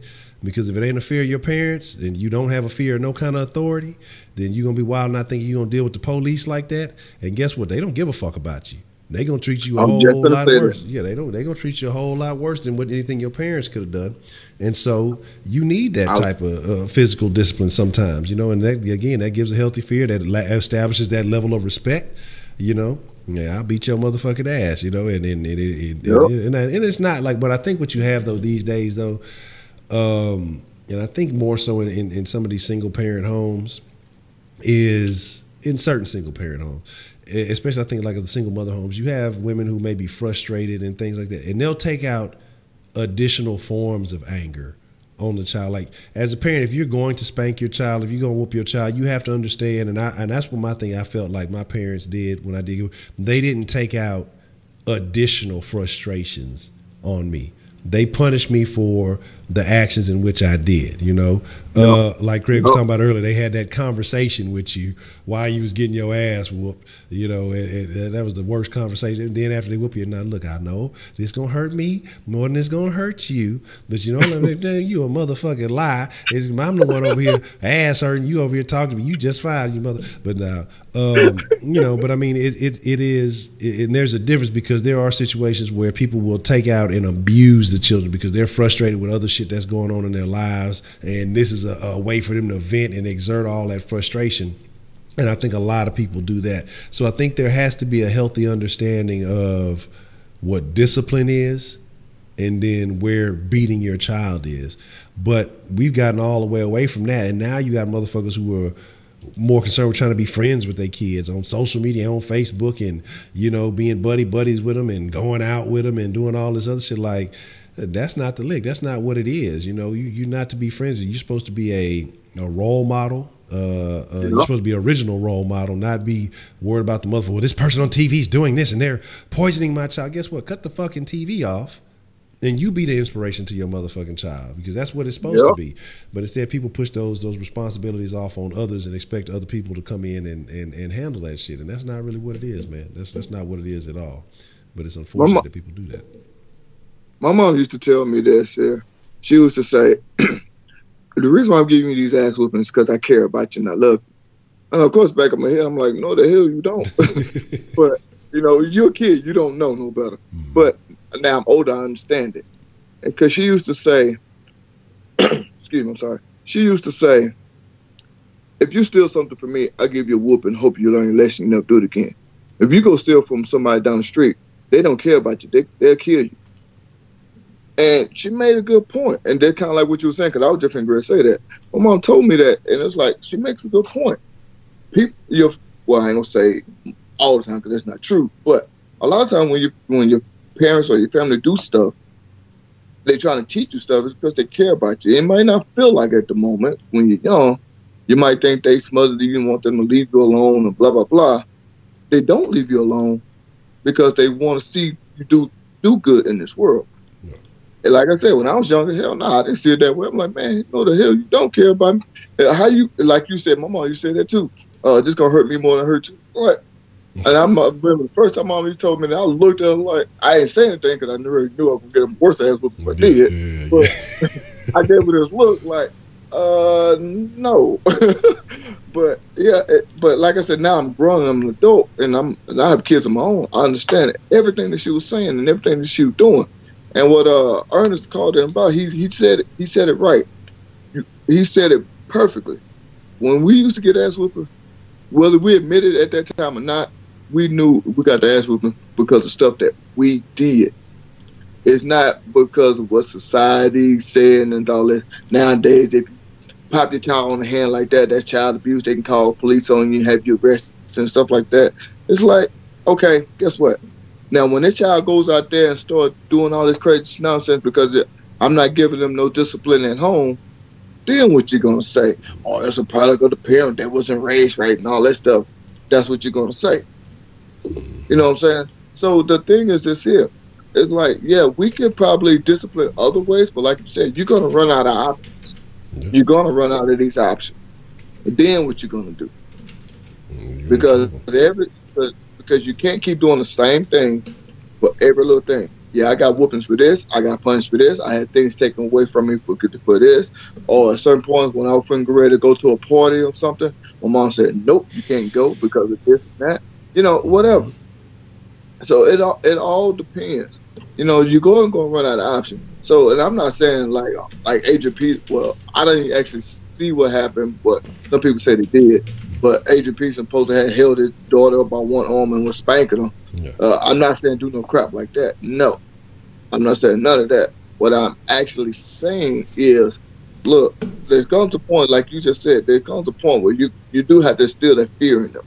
Because now when they get older and get into the world, they're going to have the fear if they mess up, they're going to be punished for it, whatever the situation is that they're doing. You know what I'm saying? Like if I go into the store and steal some money out of that cash register, yeah, I'm gonna have a fear I'm gonna take my ass to jail. You know what I'm saying? Be away from everything that I like and love. So yeah, you gotta have that fear. You know what I'm saying? So, but and I do agree when it comes to today's society, the government is too much in our business. Now I can understand that, you know, like you said, some parents do take that frustration out on the kids. Now if it gets to that part, then it's well deserved that the parents do, you know, suffer some kind of consequences.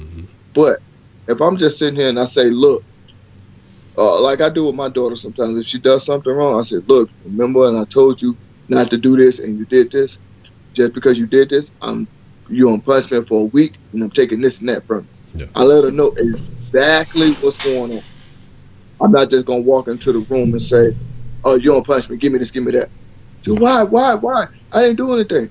No, I'm letting you know exactly what's going on, so that way you know. And then, what I like to do, I like to tell my daughter this too. I say, look, you'll understand when you get older. You might not understand it now, but trust me, you'll understand when you get older. And you look back on things, you're gonna be like, okay, my mom, my dad was right about this and that, because this is how life is. You can't just do certain things and then expect for it to be okay. Yeah. That's not how it works. You know what I'm saying? Because if you get older, you do those same certain things. They're gonna be like, where you at? Where you at? Where this person at? This person is either dead or in jail or in the hospital. You know. So and I try to. I don't say it like that to my daughter. Don't get wrong, because she, you know what I'm saying. But but I do say it in certain, you know, aspects of where she can understand exactly what I'm saying. Look, you can. Daddy is trying to teach you life lessons. Those are my big words to her. They're just trying to teach you life lessons. You know, and I tell her all the time, you understand when you get older. So, you know, so I agree with Ernest what he's saying, though. Yeah, absolutely. But I mean, and that's the crazy thing. I'm gonna jot that down, because I think that's something that we need to revisit pretty soon. I think that'll be a good conversation to have here in the near future. Just kind of, you know, comparing things back then to how they are now, and you know, I mean, it's a lot of difference. And again, we just kind of dig a little bit deeper into that real soon. But here's the deal: we'll get ready to wind it up. I think we didn't stir it up in the den pretty well this evening. And I want to appreciate some of the great calls. Shout out to Josh. Shout out to T'Challa. Shout out to Ernest. Very good calls, man. And I'm gonna make sure I'm gonna try to chop those up later on and put those on the gram, because I think those are some great calls that need to be shared. But again, Mr. Man Up, you got anything you want to say before we get up out of here? Man, I appreciate you having me on. I know this is a different time for me. I'm usually on the weekends, but like I said before, I took the day out because I wasn't feeling too good earlier. I'm feeling a lot better now, but you know, I said, well, I'm gonna go and hit my boy Honcho up, see if he's doing anything. You know, since the family's sleep, you know, we all winded down and stuff. So that star hit you up and stuff, you know. But I appreciate everyone, you know, for the chat, everyone that called in, like you said, and I appreciate you once again, Honcho. All right, and I appreciate you being available. Like I said, great conversation. And you know, like I say, anytime, man, anytime you're available, I always enjoy having you on. I think the friends in the den always enjoy it. And I think it was a pretty good topic, man. I think, I was kind of concerned. I was worried, the YouTube had died for a second. I don't know what happened. As soon as I got out the sauce, it was, it had just ended. If somebody sent the sauce on, I think YouTube fucked up. I'm like, what you mean? I just finished streaming. And I went and checked it, tried to refresh it, and wasn't nothing shaking. And I had put a thing on the Instagram saying that, we might do a den on Facebook if it ends up to where the, that YouTube is tripping. So, fortunately, it came back on, towards the end, right before the regular time, and we were able to do it, as we normally do. But shout out to everybody, man. Again, if you are still with us, friends, and then make sure you look at the links below. If you use Facebook, make sure you follow the link and join the Facebook group, because I post the topics in there a little bit early so we can kind of keep the conversation going, before we get in the den. And if you guys have good thoughts, good opinions, I'm going to start sharing those, as we have the conversation, so we can highlight those. Because, again, ultimately, it's about y'all. It's about being friends of the den. It's about opinions. It's about, people giving their perspectives. Because, again, we always talk about it. Two people can look at the same thing and see completely different perspectives on it. And so that's why I like hearing what y'all have to say. I appreciate everybody who calls in and just gives their views. And the thing, like I say, that's the greatest thing about the den is that, that people from different perspectives, we can all have a civil conversation, even though we may not all agree on things. And, but everybody's opinion is respected. And we can all, get a different point of view. And I think that's ultimately what it's about, because I don't think that we get that in society anymore. I think everybody is, if you don't see my way, or you're a Nazi, or you're a hater, or you're a this, that, and the third, it's just, it's people just automatically go to extremes because you don't agree with me, or I see something I don't like and I'm mad about it. So, I think that's not what it's supposed to be. I think we should have understanding minds. Okay, let me hear what this person has to say. What does this man have to say, or this lady has to say about a particular topic? And I think it helps you have a better understanding, or even if you don't agree, it helps you be able to have a deeper way of defending your topic, a better way of defending your thoughts, because there may be other perspectives that are brought up to you that you may not have. But again, like I say, I just appreciate everybody. And again, thank you for everybody who called in. Thank you for man up for joining us tonight. We'll be back at it tomorrow. And with that being said, y'all be cool like y'all be cool. I ain't gonna kick y'all out. Kenneth ain't here. Oh, see how they finna start running. She just got warmed up. Look, run an extra half a mile for me, because I'm finna run to the kitchen and then run to my bed. I'm talking shit, but it is what it is. I appreciate each and every one of y'all, man. But with that being said, we gonna chuck up a deuce, click the mouse, and we out the house. With that being said, hold on, y'all ain't gotta go home, but y'all gotta get out of here.